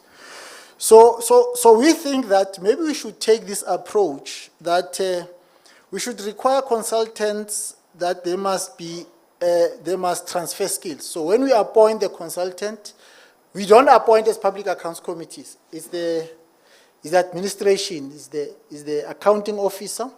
So it is important that where they do, we, as part of our recommendations to council or to the legislature, we must require that when you appoint consultants, make sure that they also transfer skills.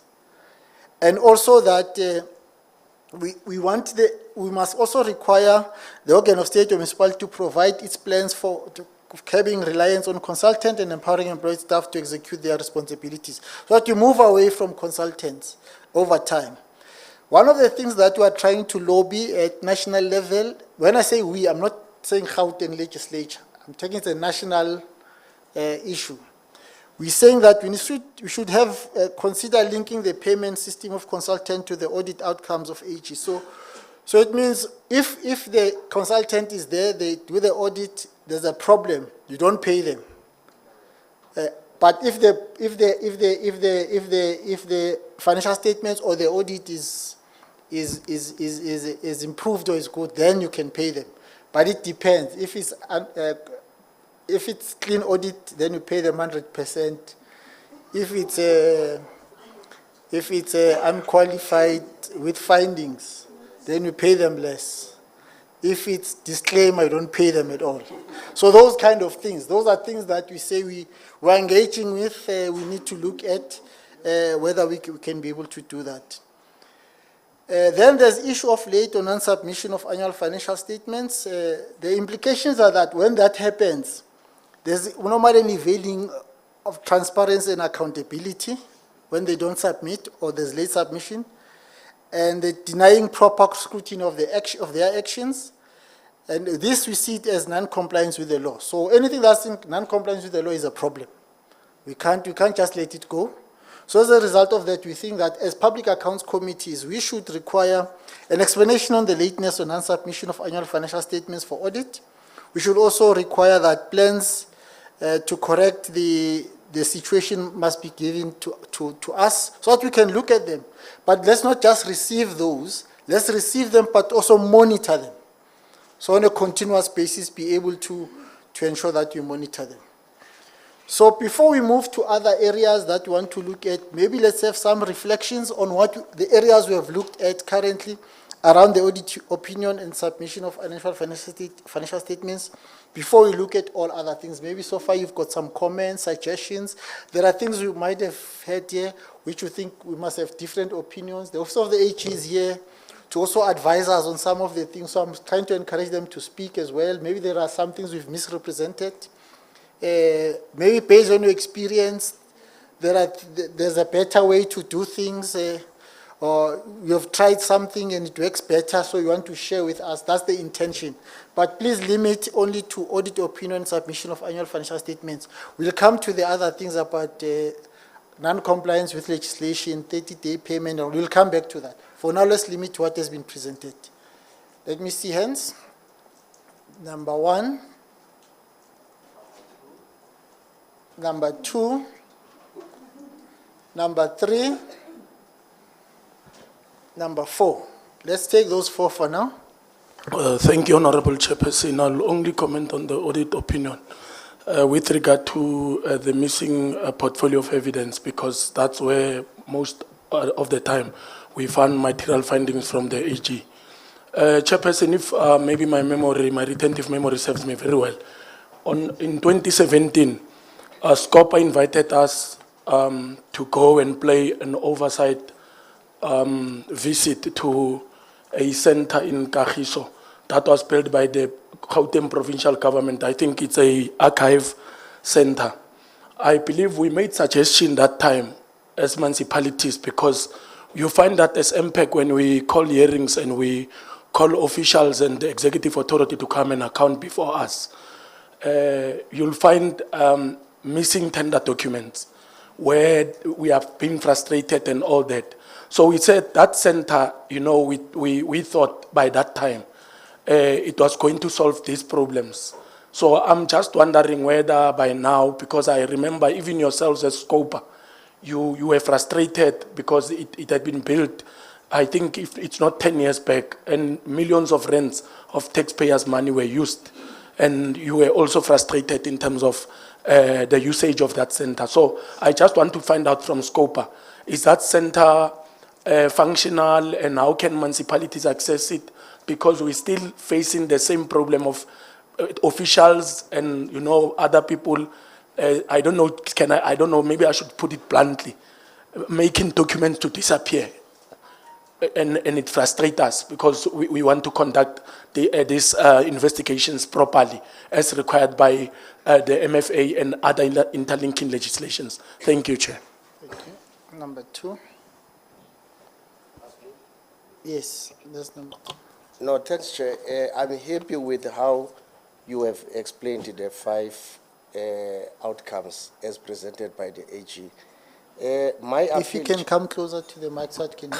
Okay, thanks, Chair. My appeal, Chair, is that from the provincial SCOPA, if possible, can maybe MPACs be assisted in designing a training that will enable all MPACs to be able to interrogate AFS, because there is a challenge on annual financial statements, Chair.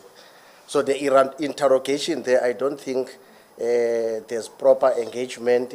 Is either we engage on malicious compliance. So if we can have that training so that all members of MPAC are able to interrogate and understand the financial jargons. Thanks, Chair.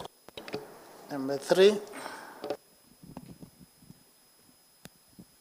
Thank you, Chair. I'll also touch on the audit opinion that as municipalities, in particular MPAC, much as legislation is guiding, we must also be able to have systems that are tightened within the councils themselves, like to cap the recurring of the findings by the AG. In our case, we have the resolution tracking teams that you can't find the very same finding. You find that 3 consecutive years, you find one finding recurring without any trace. That is also assisting. Thank you.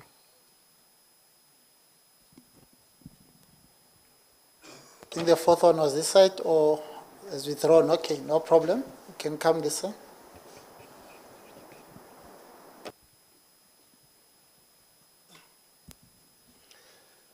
Thank you very much, Chairperson. My name is Tumi Mulusi, the Chair of Western District Municipality. Yeah, I want to touch on the issue of AFS, annual financial statements. Yeah, I think when we check, especially in the West Rand, the municipalities are struggling because we have politicians there, politicians that needs to read and analyze financial statements. So there's a lot of challenges there. The CFOs are running the show because we cannot read those statements. They are complicated, and that's where the training is needed. So what we want to suggest We want the municipality to have, because some of the municipalities don't have researchers, so at least if they can have a financial analyst based in the municipality to assist only the MPAC committee so that they can understand what is happening. So we also need, as the latter speaker mentioned, the support of the SCOPA to assist, especially on understanding the financial statements of the municipality. Otherwise, we are going to rely on the AGs most of the time, and AGs, they don't do proper justice because they do it under pressure, and it's like a summary of on the findings of the reports. Thank you very much. Thank you. Next one. Same on this side. Oh, okay. The hand has been withdrawn. Unless honourable members, you've got the response, we will follow up on the center issue. I am not aware, so we'll follow up on that. But on training, what we normally do, because when we make suggestions, we go to the relevant department in the province and ask them to do that. So we will follow up with, I think it's normal health and provincial treasury. So we'll follow up with them so that then we hold them accountable for training. Okay, let's move on then to the next section. The next section is around contingencies. Okay, thank you. As it is, the financial reporting standards require organs of state and municipalities to report on their contingent liabilities, to check whether the organ of state or municipality has not misstated its revenue. Depending on the amounts involved, this could influence the audit opinion. It must be noted that there are organs of state or municipalities that may not be able to eradicate litigation. I mean, for instance, in our case, when it comes to the Department of Community Safety, the police, the things that they do outside there, particularly health and traffic, sometimes they get involved in an accident or all that. So it's very difficult to eradicate. You can't say eradicate. Department of Health, the negligence in hospitals. So all we say is that you must minimize, but sometimes very difficult to eradicate. But you must move towards that. That doesn't mean then they must be complacent and say, no, because you can't eradicate, then there is increase. So those are things that we think are important to look at. So as public accounts committees, not SCOPA, so that I'm sorry about that, that should read public accounts committees. We should require details relating to each of the litigation. Because we must understand where the problems are for us to be able to deal with them. So it's important that you get those details, but also we must require investigation, which must ensure that, so they put up measures to reduce those litigations.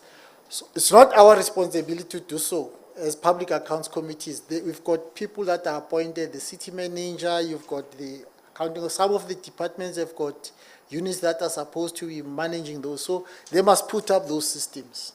If it means they must go and train doctors how not to do, what is that thing of cutting people? Surgery. They should, in a particular way, they must go and train them like that. So if they must train police to drive cars properly, they must do so. So those are the things that they must do. It's not us. We are doing oversight on them. They must be able to do those. So that's how we think we should be able to deal with it. Obviously, we must continue to monitor this on a consistent basis. On predetermined objectives, normally, and I think when Tshwane was presenting, they elaborated on this. It's normal around reported targets which are not aligned to plans. And you find that sometimes they reflect unacceptable information provided as evidence of the achievement of the set targets.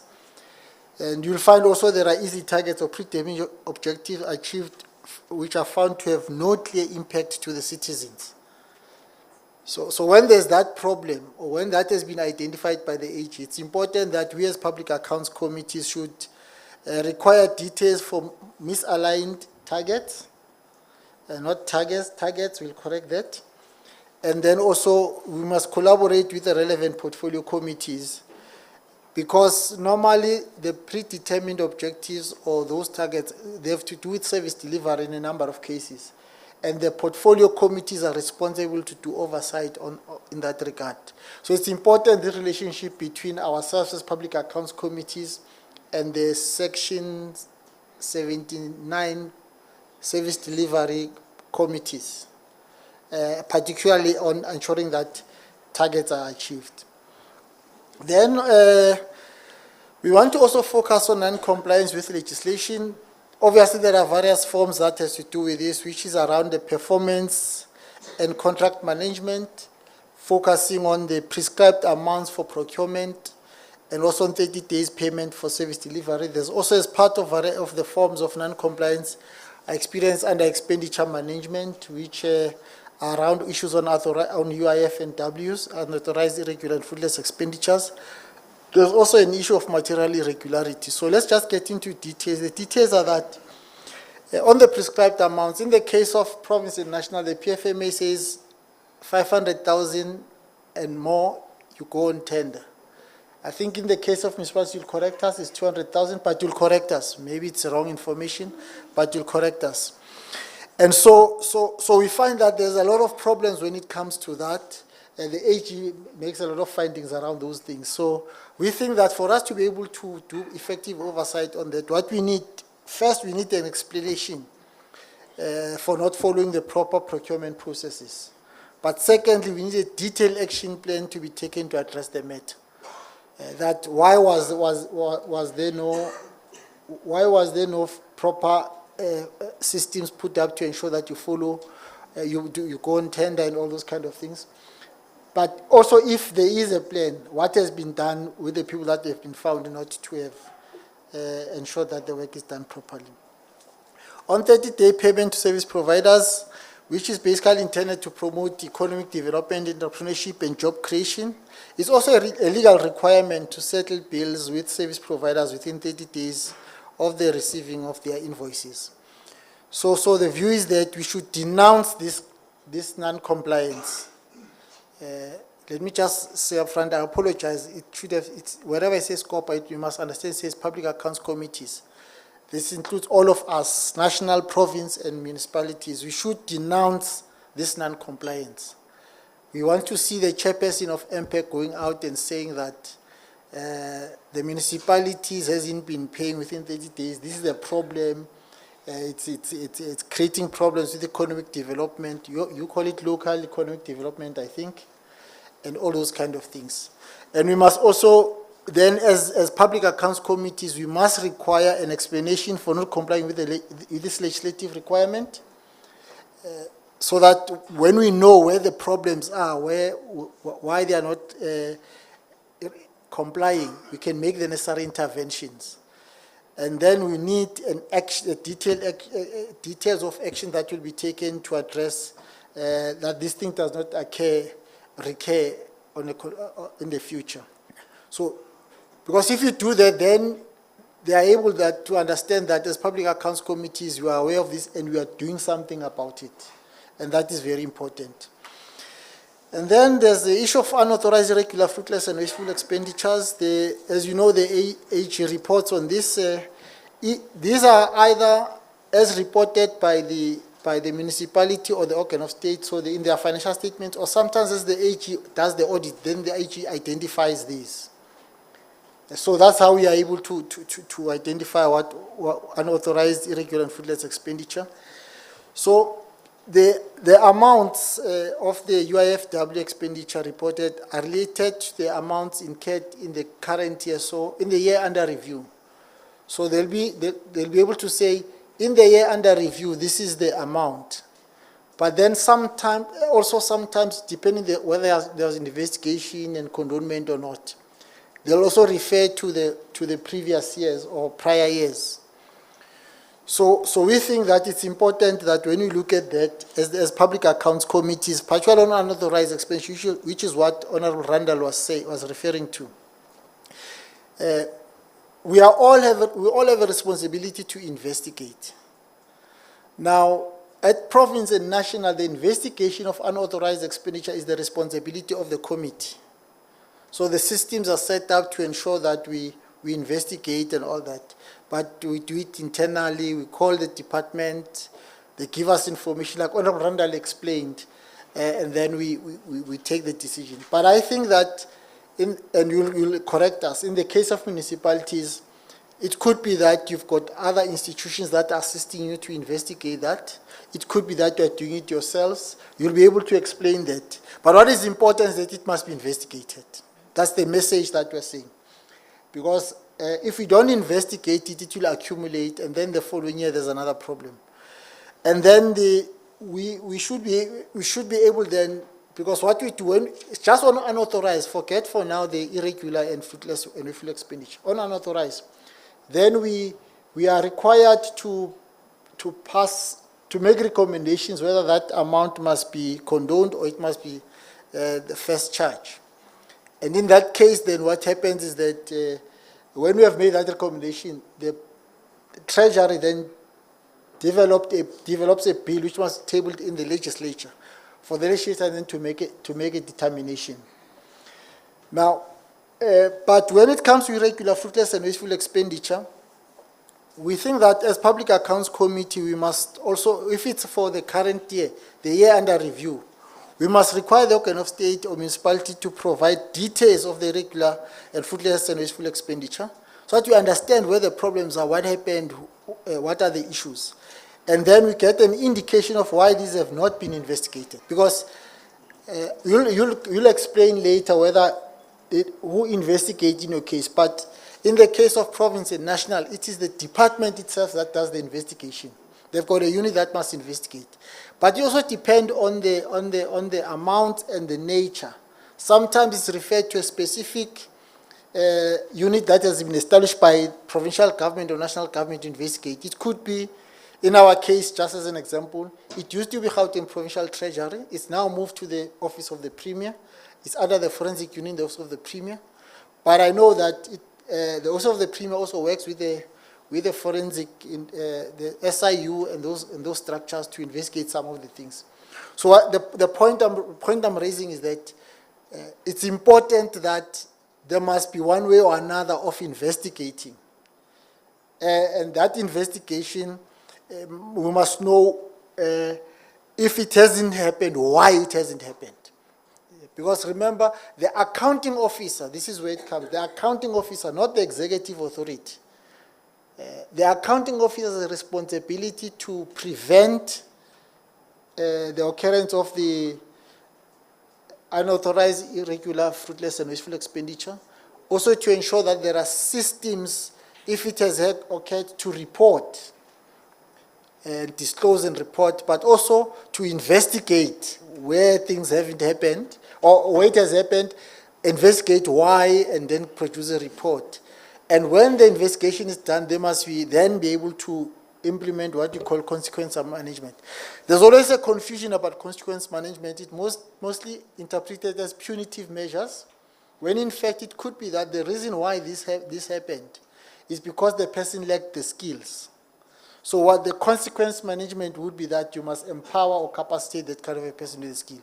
Or it could be that your systems are not proper.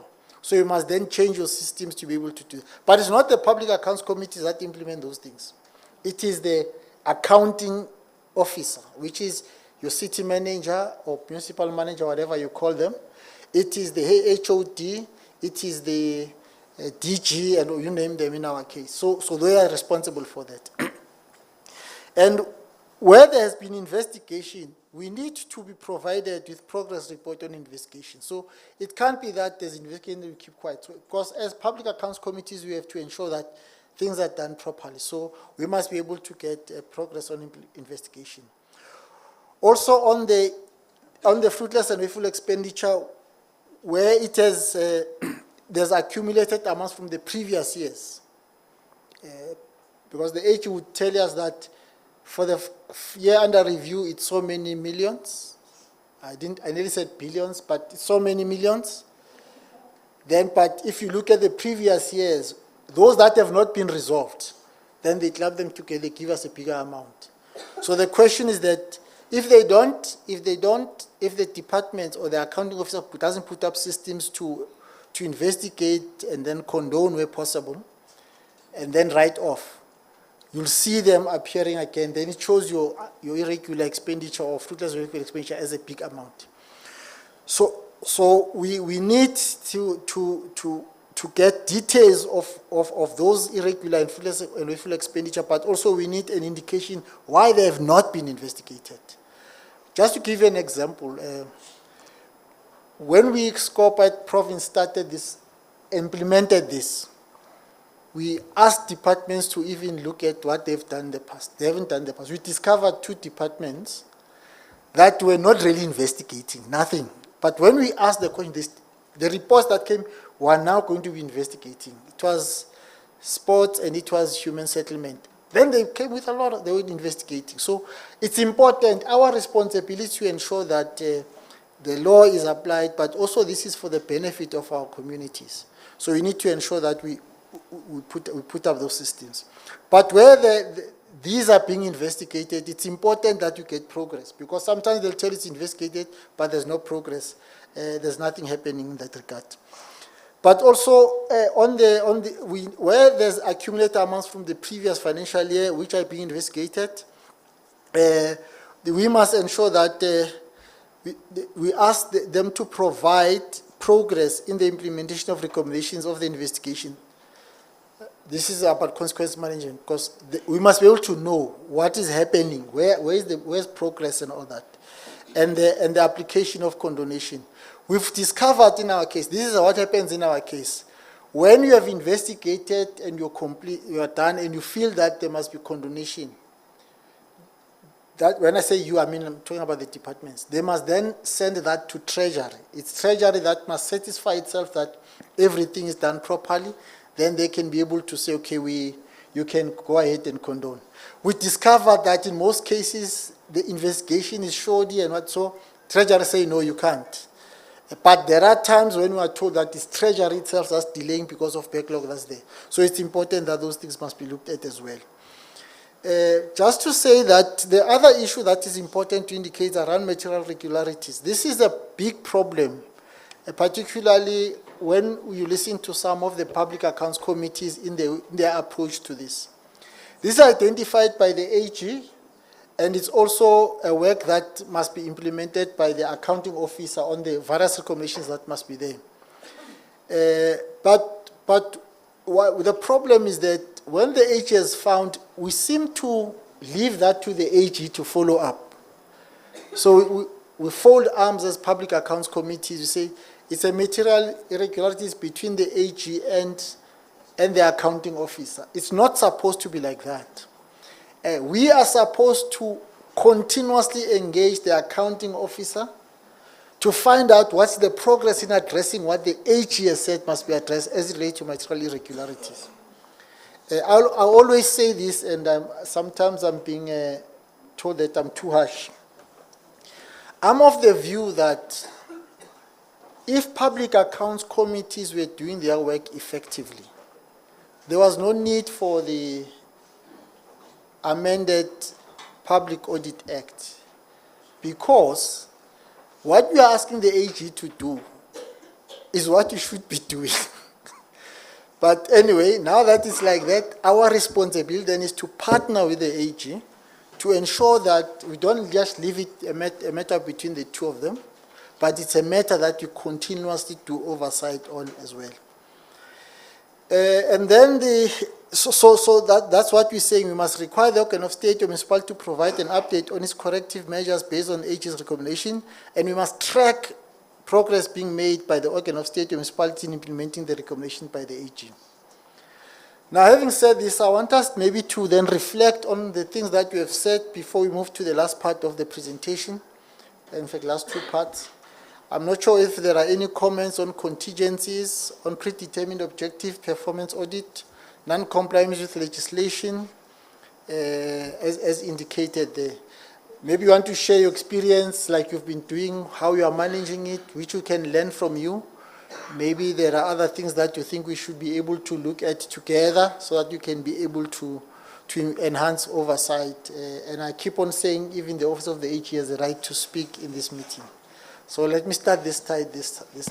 1, 2, okay. 1, 2, 3, 4, 5.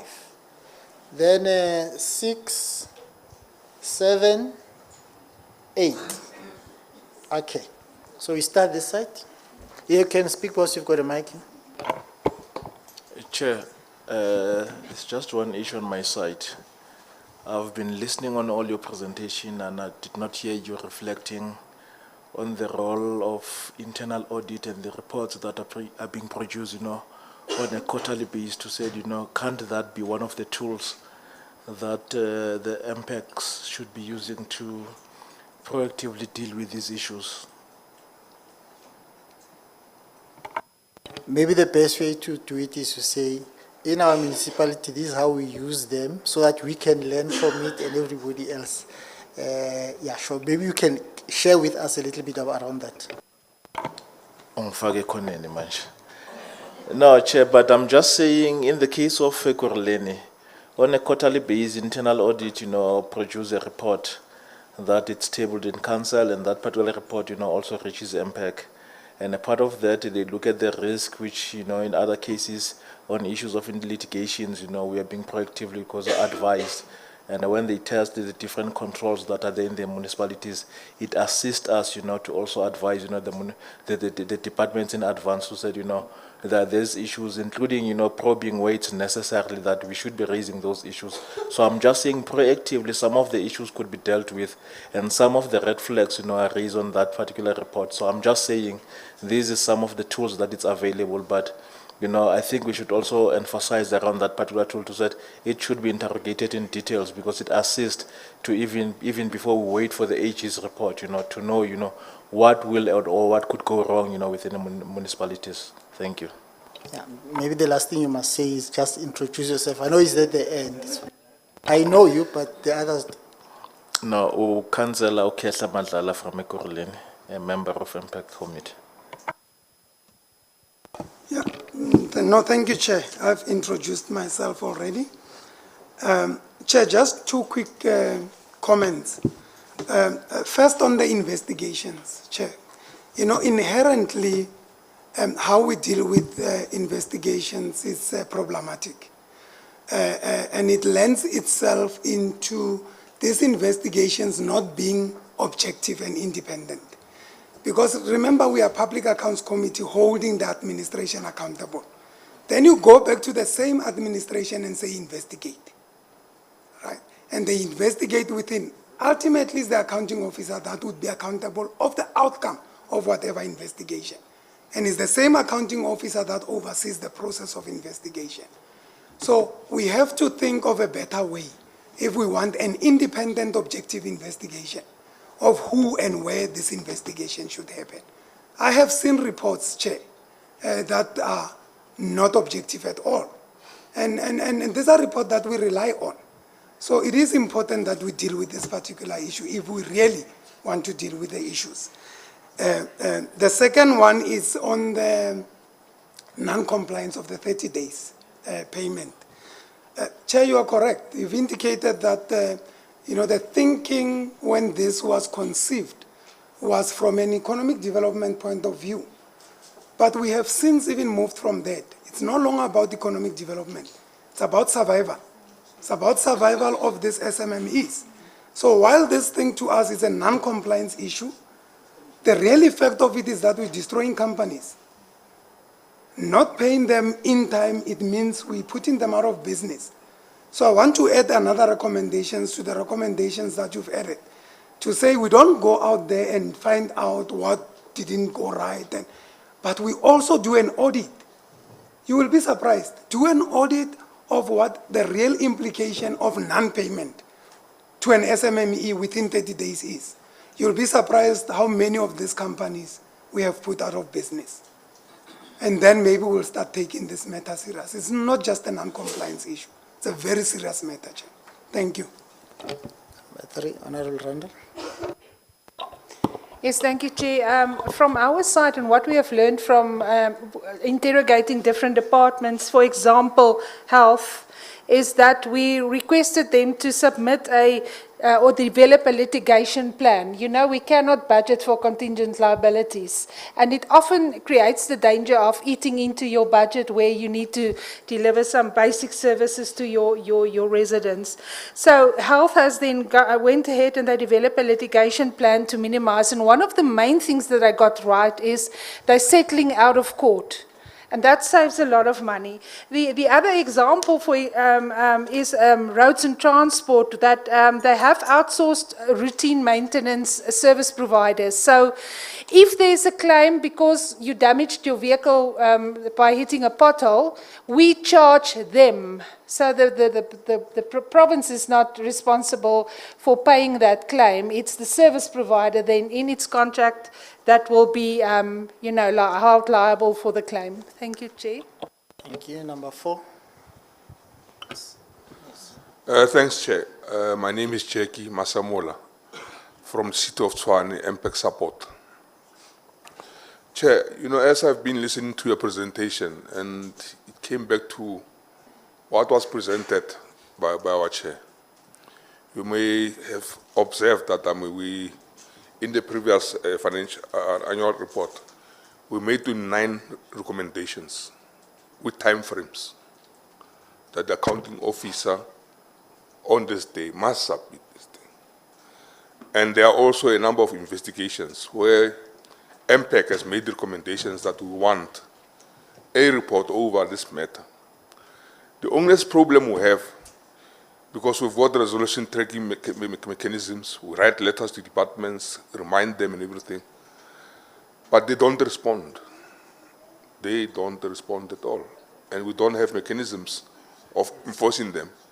The last time we even wrote a letter to the chair of chair and the mayor to intervene. And the mayor said, no, that's not my scope of work. So it's really frustrating.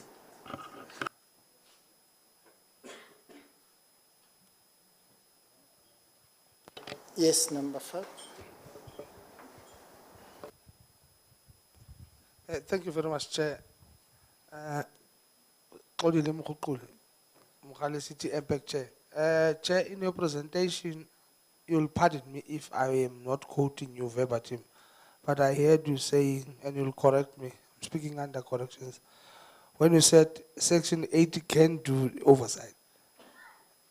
Is that correct? No, I was saying that there was a discussion we had in our last meeting that if you are a member of MPAC and you belong in Section 80 committee, it's a problem because you are doing oversight on yourself. So there's an advice that as members of MPAC, you don't have to belong to a Section 80. So that's what I was referring to.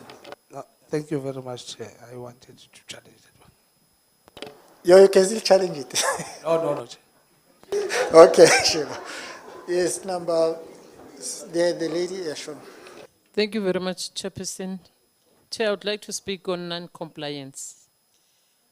I'm having a bit of a challenge because when we speak of our UIFW's Section 32, we apply Section 32. I'll make an example of a department that maybe we have a finding of non-compliance. But looking at the reports that are coming showing non-compliance, it's like it's done deliberately because Section 32 allows, it says, if there is value for money, even though there is non-compliance, then it's okay. So my thinking is that maybe the legislation there is very vague to say, should there be a non-disclosure? What is this consequence management we're talking about? Maybe we should propose to add a clause on that Section 32 that speaks directly to non-disclosure, even if there's value for money, but it must speak to why at first was there a non-compliance, whereas systems are put in place, legislation is there. Thank you, Chair.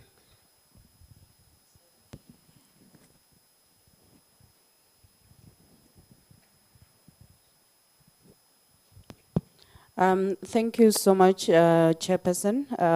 My name is Dorothy Rampopo from the Office of the Auditor General. I think the first part of my input was covered by the councillor from COE with regards to the tools relating to the internal audit reports that I wanted to highlight.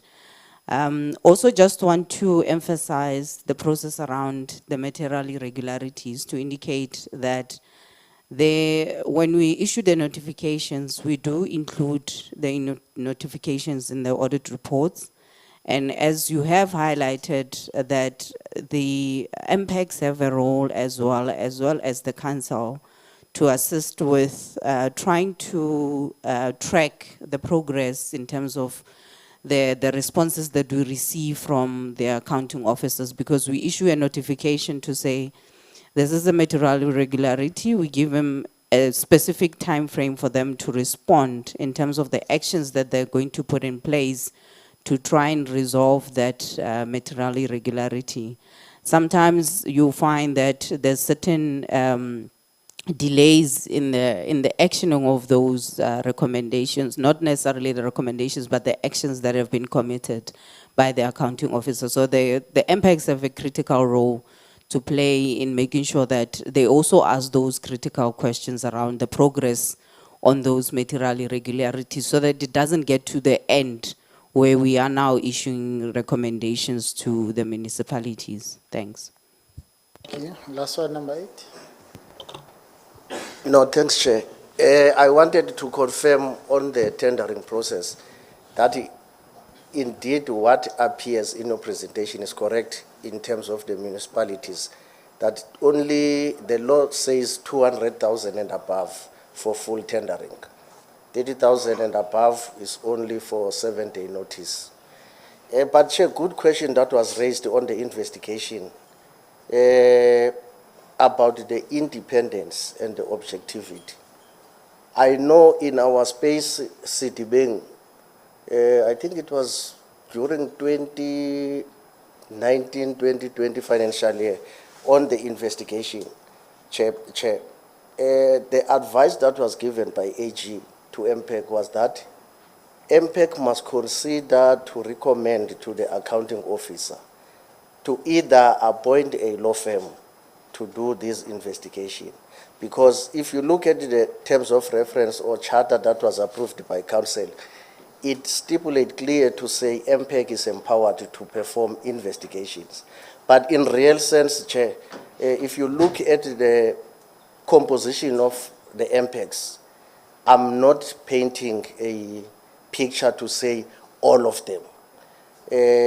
I'm speaking under correction and only referring to Siddiving, where you find that the MPAC members, you may find that there's no advocate there, there's no lawyer there, no one with legal expertise. And then AG said, please recommend to accounting officer to either appoint a law firm to perform this investigation. But it comes back, Chair, with the question that was raised by colleague that I've forgotten the municipality, to say, what is the independence of the outcome if we rely on the accounting officers to appoint?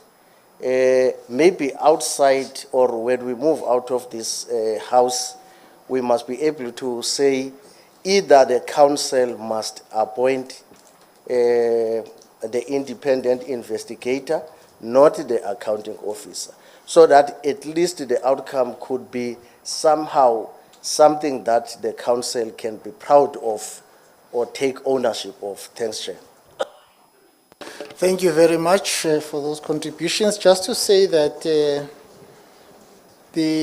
it's very clear that we will have to have further discussion about the role of the executive authorities when it comes to the public accounts processes, public accounts committees process, particularly because in the case of yourself is about the role of the executive mayor. Because some of the things that you are saying need us to have further discussion.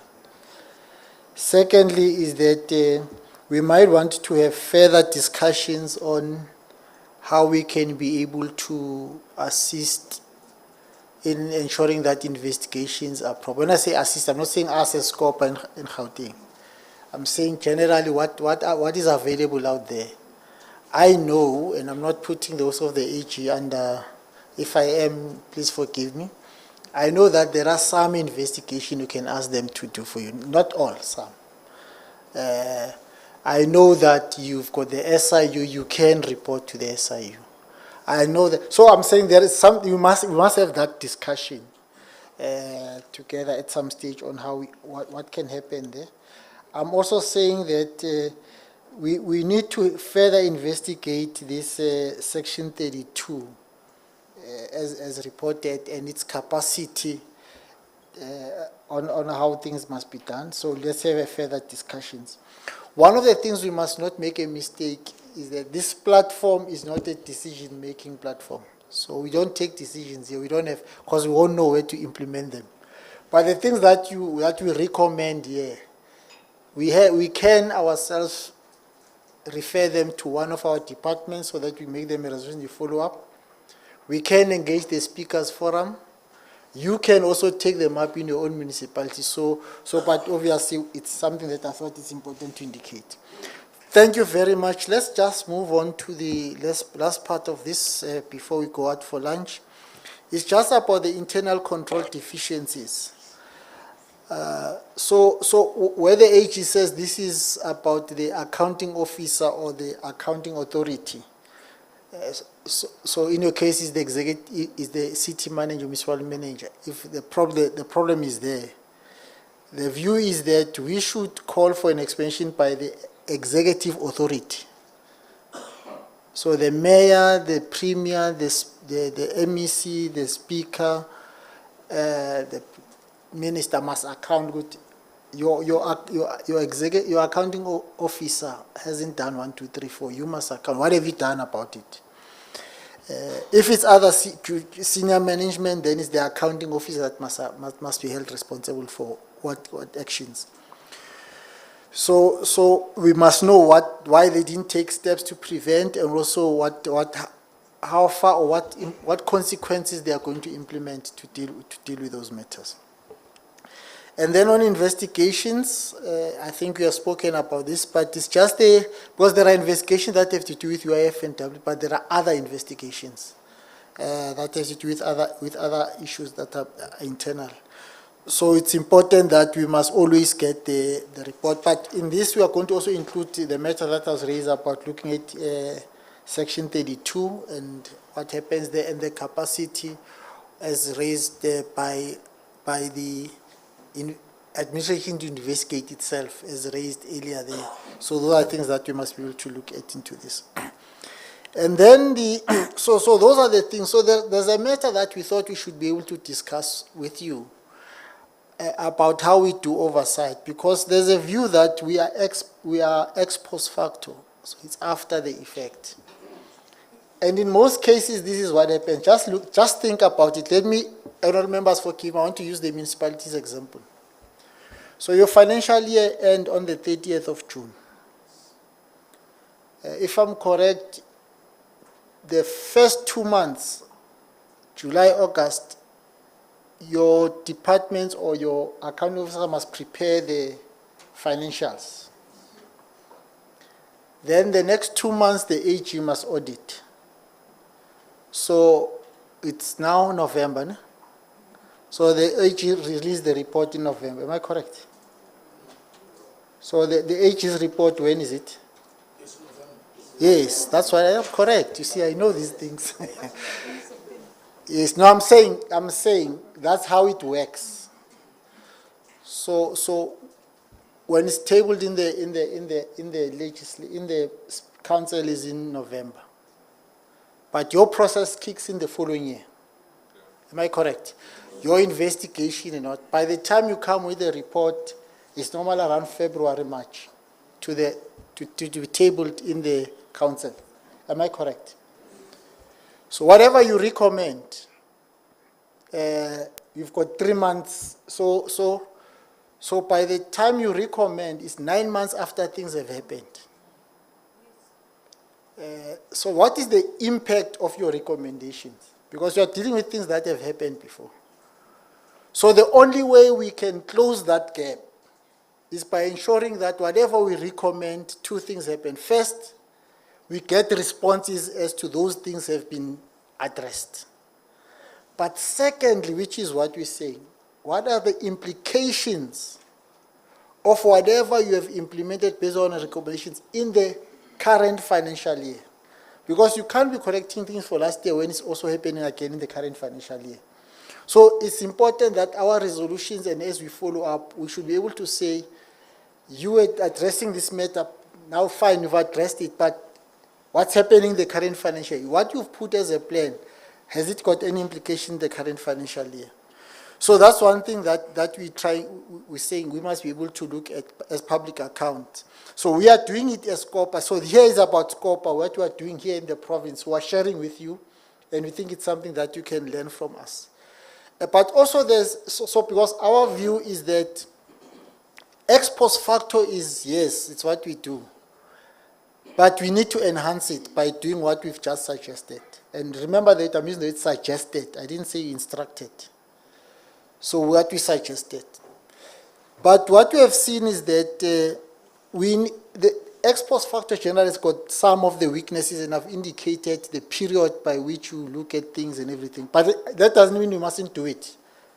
But the other thing you must remember, ex post facto is really an accounting function. We are political structures. So ours is not just an accounting. You don't just have to understand the finances, and I think somebody said that. The implications on our people on the ground. It's very important. That's the key things for us as the municipality, as government, as the legislature. What are the impact on the ground? So it's important that we must be able to look at it. And that's why when the AG said we need to look at oversight on financial controls, we thought it's a very important thing. Because if as COPA we come at the end, we don't know whether the financial controls are correct or not, then we'll have a problem. So we need to satisfy ourselves that the financial controls are correct, they are going to be able to assist. So it's important that as public accounts committees, we occupy that space. So in the budget process, we must also be able to be there at the beginning, where they develop what systems are going to be there, how efficient are they going to be, so that you can be able then to monitor them on a continuous basis. So that's really the point that we're raising here. And then also, so we need that, just to share with you what we do as corporate province, we also do oversight. We can't, according to the law, we can't do oversight as COPA on what you are doing, on your municipalities. It's you who do that. So we can't now go and do oversight on a particular municipality. Financial management, I'm talking finances, we can't do that because you are there. We must, ours to support you to do what you're supposed to do. But we do oversight on the departments. Because remember, your municipalities must submit reports to COCTA at province. So we must do oversight on COCTA so that you can ensure that we support you as MPACs in the things that you must be able to do. Also, on Gauteng Provincial Treasury, the responsibility they have, we must be able to do. So those are things I wanted to share with you on distinguished councillors, honorable members, support staff, office of the AG. Let me conclude by saying that whatever your comments are, things that we'll be able to follow up on, so that you can be able to come back to you and say, how are you going to do some of the things you suggested here? We are hoping that you'll also take some of the things and implement in your site so that you can see whether they are applicable. But you can't take everything. Remember, we're doing PFMA, you're doing MFMA. So there are other things that could be problematic, but there are things that could be common. I'm not sure if there are further comments on everything that has been presented now, before we break for lunch. Let me see the hands again. Let me start this side again. 1, 2. There are 2 hands. It's lunchtime, you can see. That's why there are 2 hands. Yeah, thanks, Chairperson. We at Ekurhuleni have now seen that officials are jumping the city as soon as there are items or investigations against them. So we are considering taking an item to council to establish a database of those officials. But now those officials jump to other municipalities. So I don't know if there is a way that maybe at provincial level we can have that database for the HODs and the DMs so that other municipalities can also have access to that. Thank you. Thank you, Honorable Chair. I just want to comment on what you've just presented in terms of what SCOPA does. In terms of MPAC, according to the MFMA, we do have a provision on the MFMA that in each and every ordinary council meeting, we must have as MPAC standing a standing item. Now, meaning that it's not only in the 3 months that we are dealing with oversight. There are quarterly reports that we must deal with. It's just that we've not been following this thoroughly as MPACs. There are quarterly reports that we must deal with. In the next ordinary council meeting, we must present an item, and it's as per the provision of the MFMA. That's what I wanted to comment on. Lastly, Chairperson, I heard you saying with regard to the accountability circle, let's say, for instance, you were to call the legislature SCOPA. You are calling the speaker together with, I just want to suspect, the director and the speaker. For instance, us as council, if we were to call the council, I'll give an example for what. Maybe there were issues, recommendations tabled in council resolutions to say there must be consequence management. The speaker has not implemented that. We can call council through, it means we call in the speaker and the director in the speaker's office. I think it brings us back to that first question, but we'll pack it. So that's, so that's exactly what I wanted to comment on. Thank you, Chair. Not you, Director. No problem. No, thanks, Chair. Chair, I'm partly covered with the colleague on the first part. That the MPAC does not only come at the tail end of the process. Remember, MPACs are expected to table activity plans, annual work plans to council. And those annual work plans are aligned to reporting templates. And the reporting template says on a quarterly basis, there must be quarter reports prepared, either on financial performance and compliance matters to council, and then MPAC comes in immediately to play oversight, so that you are able to rectify the problems that may have been experienced during Q1, so that when you go to Q2, at least you've got lesser problems than where you were at Q1. The other part, Chair, yeah, I think I'm covered. Yeah, I'm covered, Chair. Thank you. Yeah, just quickly, is that, let me just say that, yeah, no, when we, in our case, there is a committee called OCPOL. It's called Oversight Committee on Office of Premier and the Legislature. It's like your Section 79 committee, but it focuses on performance in the office of the Speaker and in the office of the Premier, right? But as SCOPA, when it comes to financial management, that's where we come in. So we do oversight on the legislature, although we're members of the legislature. We do, because there is a report by the AG on the finances of the legislature. So we do oversight on that and also the premier. So we do call the speaker. If there are problems, we've got a right to call the speaker. We've called her in this term, together with, in our case, it's not the director, it's the secretary to legislature, Mr. Skosan. So we do that. So there's nothing wrong with that. I just wanted to indicate that. But also, just to say that the premier spoke to us in our meeting about officials who, when they are being investigated, they resign and you find them appearing in another legislature. So now what has happened in government is the following.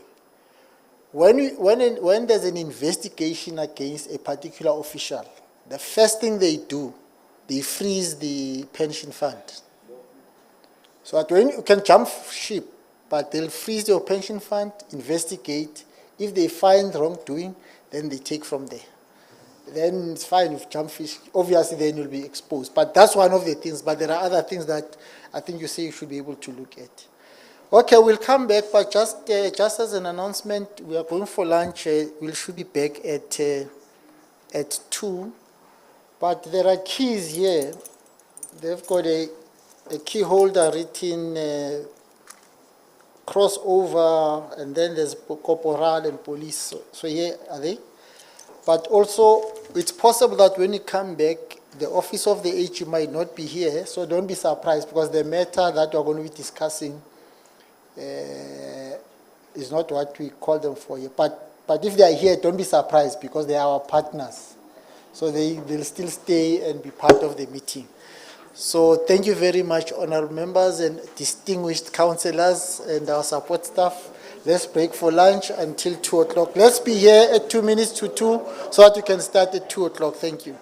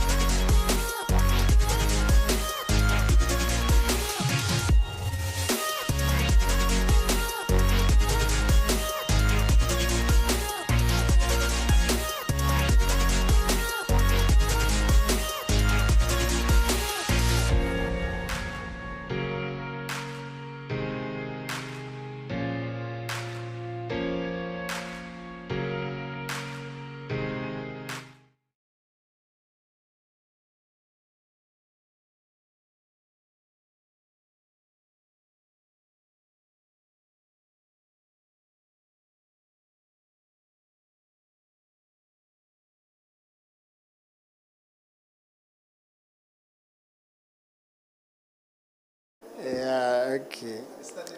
Shall we start? May we start? Let's just be sure if at least all municipalities are represented. Ekurhuleni, you here? Yes. Tshwane, yes. We know Joburg is not here. Siddiving district, they were not here even at the beginning. Western district? Western district present. Okay. Midval present. Mfuleni, not here still. And then it's Lisedi. Okay. Then Emirafong. Okay. And then it's Mohale City. And then Rand West. No, we can start. You are all represented. Okay.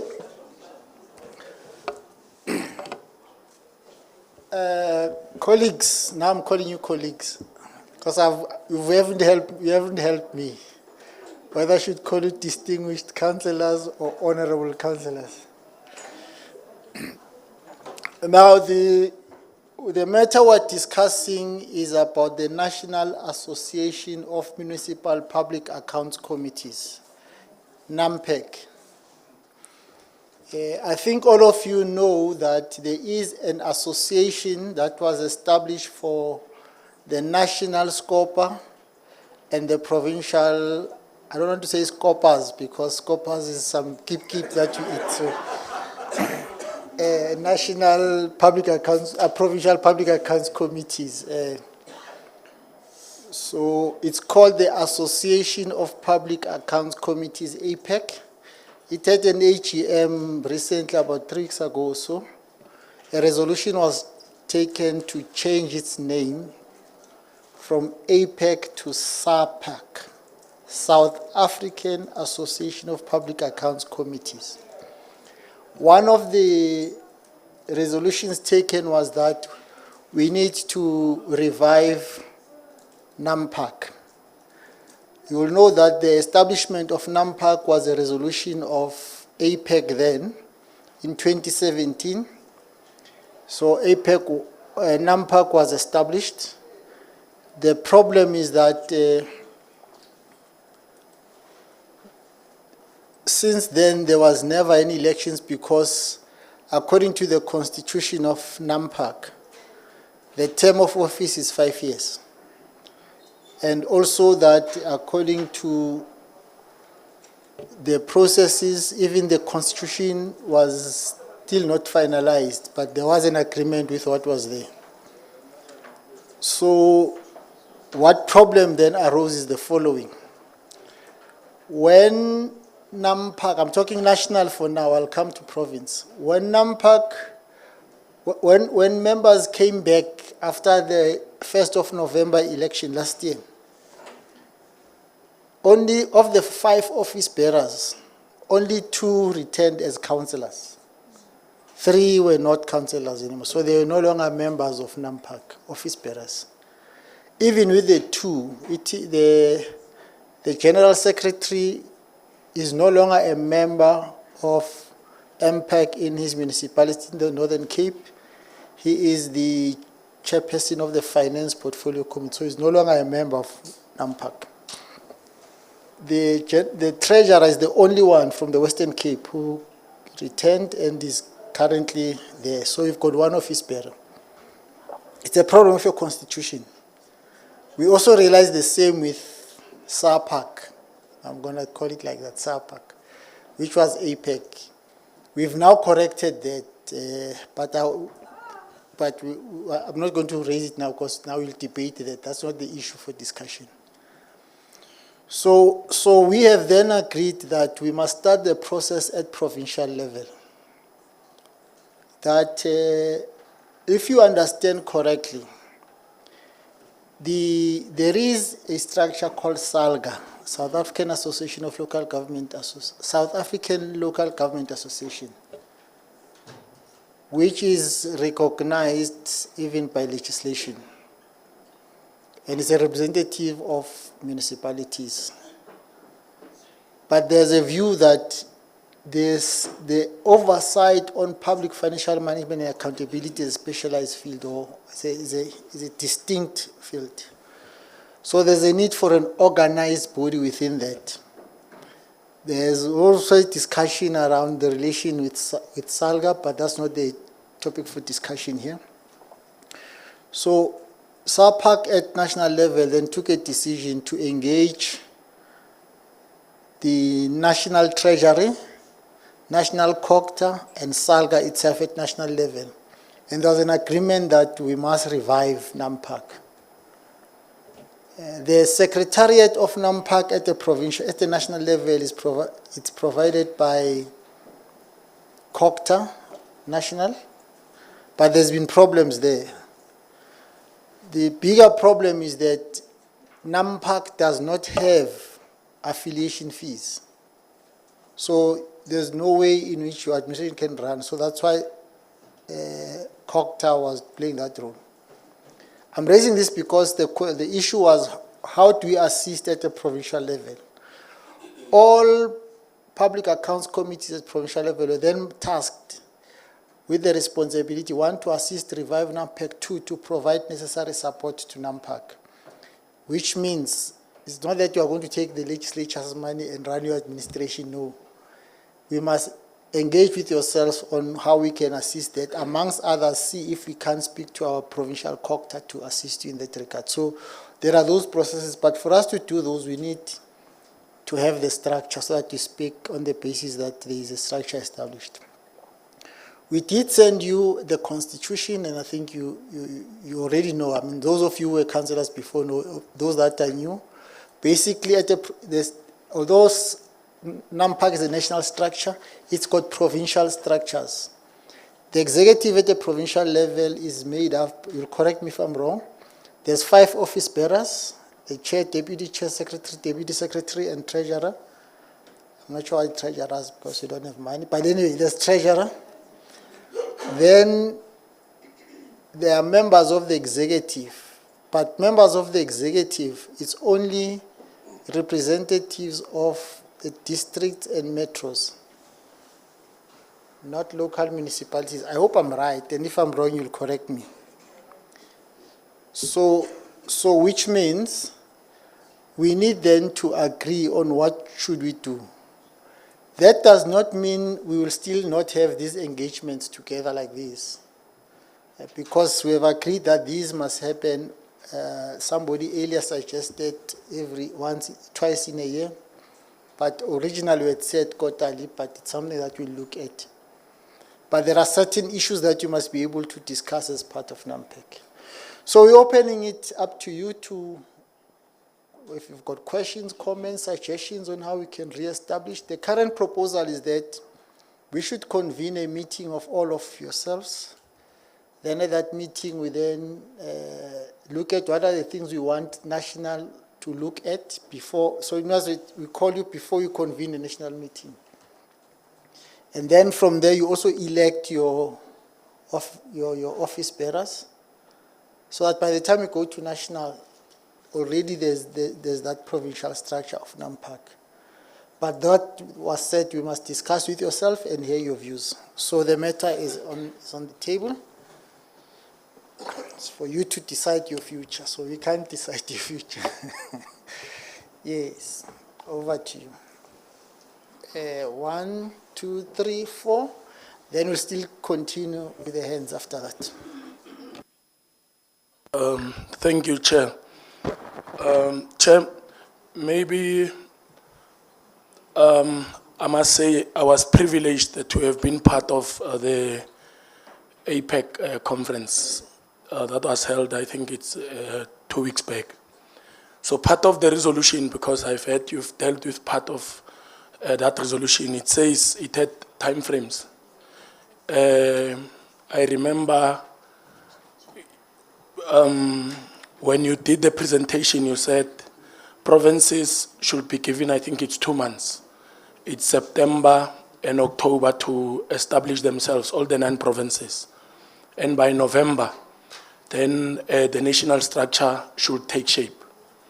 So maybe I will propose because I believe that as provinces, when we go to, let's say, the national conference, we must be in a position to, for instance, we are not, I think since the formation of NAMPAC in 2018 or 17, respectively, after the Association of Public Accounts Committee resolution in Bloemfontein, is that the constitution of NAMPAC, it still like needs, ideas so that, for instance, you've spoken about the fees if we are to, as municipalities, contribute a particular fee so that the structure can be functional.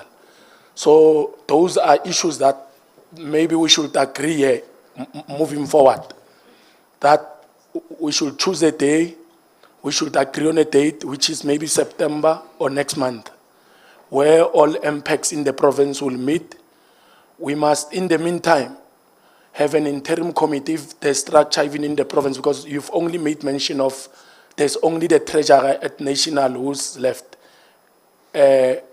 We are not aware in terms of the status of the province. So if there's no a provincial structure, maybe moving out of here, we should have a kind of a task team that will be responsible of making sure that they compile documents that are going to be discussed. For instance, the constitution, issues of the finances of NAMPAC, how can we best maybe improve? We should not only rely on COCTA. Yes, they might help now because we are in dire financial need in terms of making sure that that structure is established. And other related issues relating to, in terms of the capacitation, all the issues that we've discussed today, the capacitation of different MPACs and all that, that can be deposited at national. So I'm saying we should agree on a date, agree on what issues we are going to discuss, but we should first look at the status of the province, whether the office bearers who were forming Gauteng, have they returned as councillors? If so, how many are left? Or if not so, yes, I think how many are left and all that, so that we know exactly before forming a task team. So that's my proposal, Chair. Thank you. Now, those who are still going to speak, if you can also respond to the last part, if you have information. Number 2.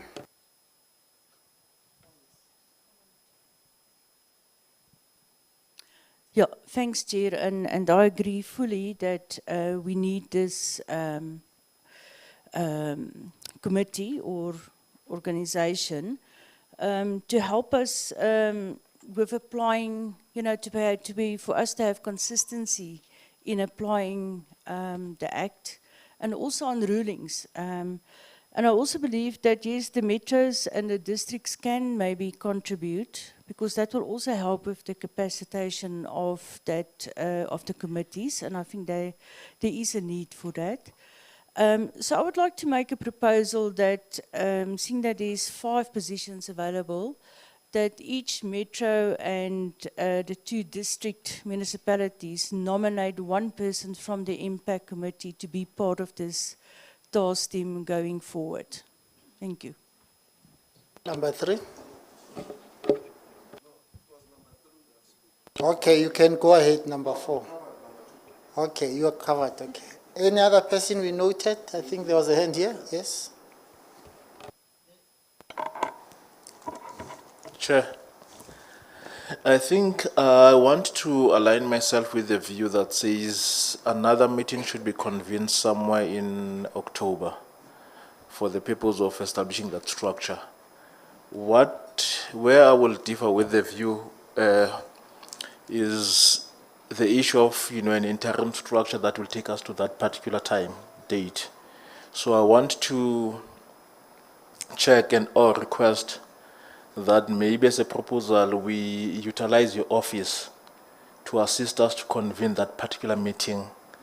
But what we do is that, given that there's a constitution out and already there are issues that have been raised that we need to be responding to, then we set a target date, a week or 2 weeks before the actual event, to set from the different MPACs, they must submit, written proposal as it relates to that, so that you consolidate that within that 2 weeks, so that when it's presented in that session, then we can take a decision at that particular time. That is my proposal, Chair. Are there other hands, new hands? Yes, at the back then. No, thanks, Chair. I'm not sure if I've missed colleagues, but by the look of things in the executive, I'm the only person who was in the executive. I've tried to check since in the morning. So Maybe you can help us by In Gauteng. giving us the names so that we can know who was there, the chair, the deputy, the secretary, the deputy and treasurer. Yeah, unfortunately, I still haven't got that information because we're still starting. We had only 3 meetings and we only had 1 engagement at national level. So I'm still trying to get one of the administrators to give us all that necessary information so that we can furnish it with you. Then I'll submit it as and when I get it. Okay. I thought there was going to be more ideas. Maybe let's agree as follows. We are agreeing that by October we need a meeting where we are going to officially establish the structure. I think there's an agreement. There's preparatory work to be undertaken prior that or leading to that. Because you don't just want to bring people to a meeting and you don't know what they are coming to do. Now, I can tell you now that the staff of Scope and Gauteng legislature are overworked. And it is said and underpaid, but let me not say that now. They are overworked. They are also in the interim secretariat of SAPAC, so it's difficult.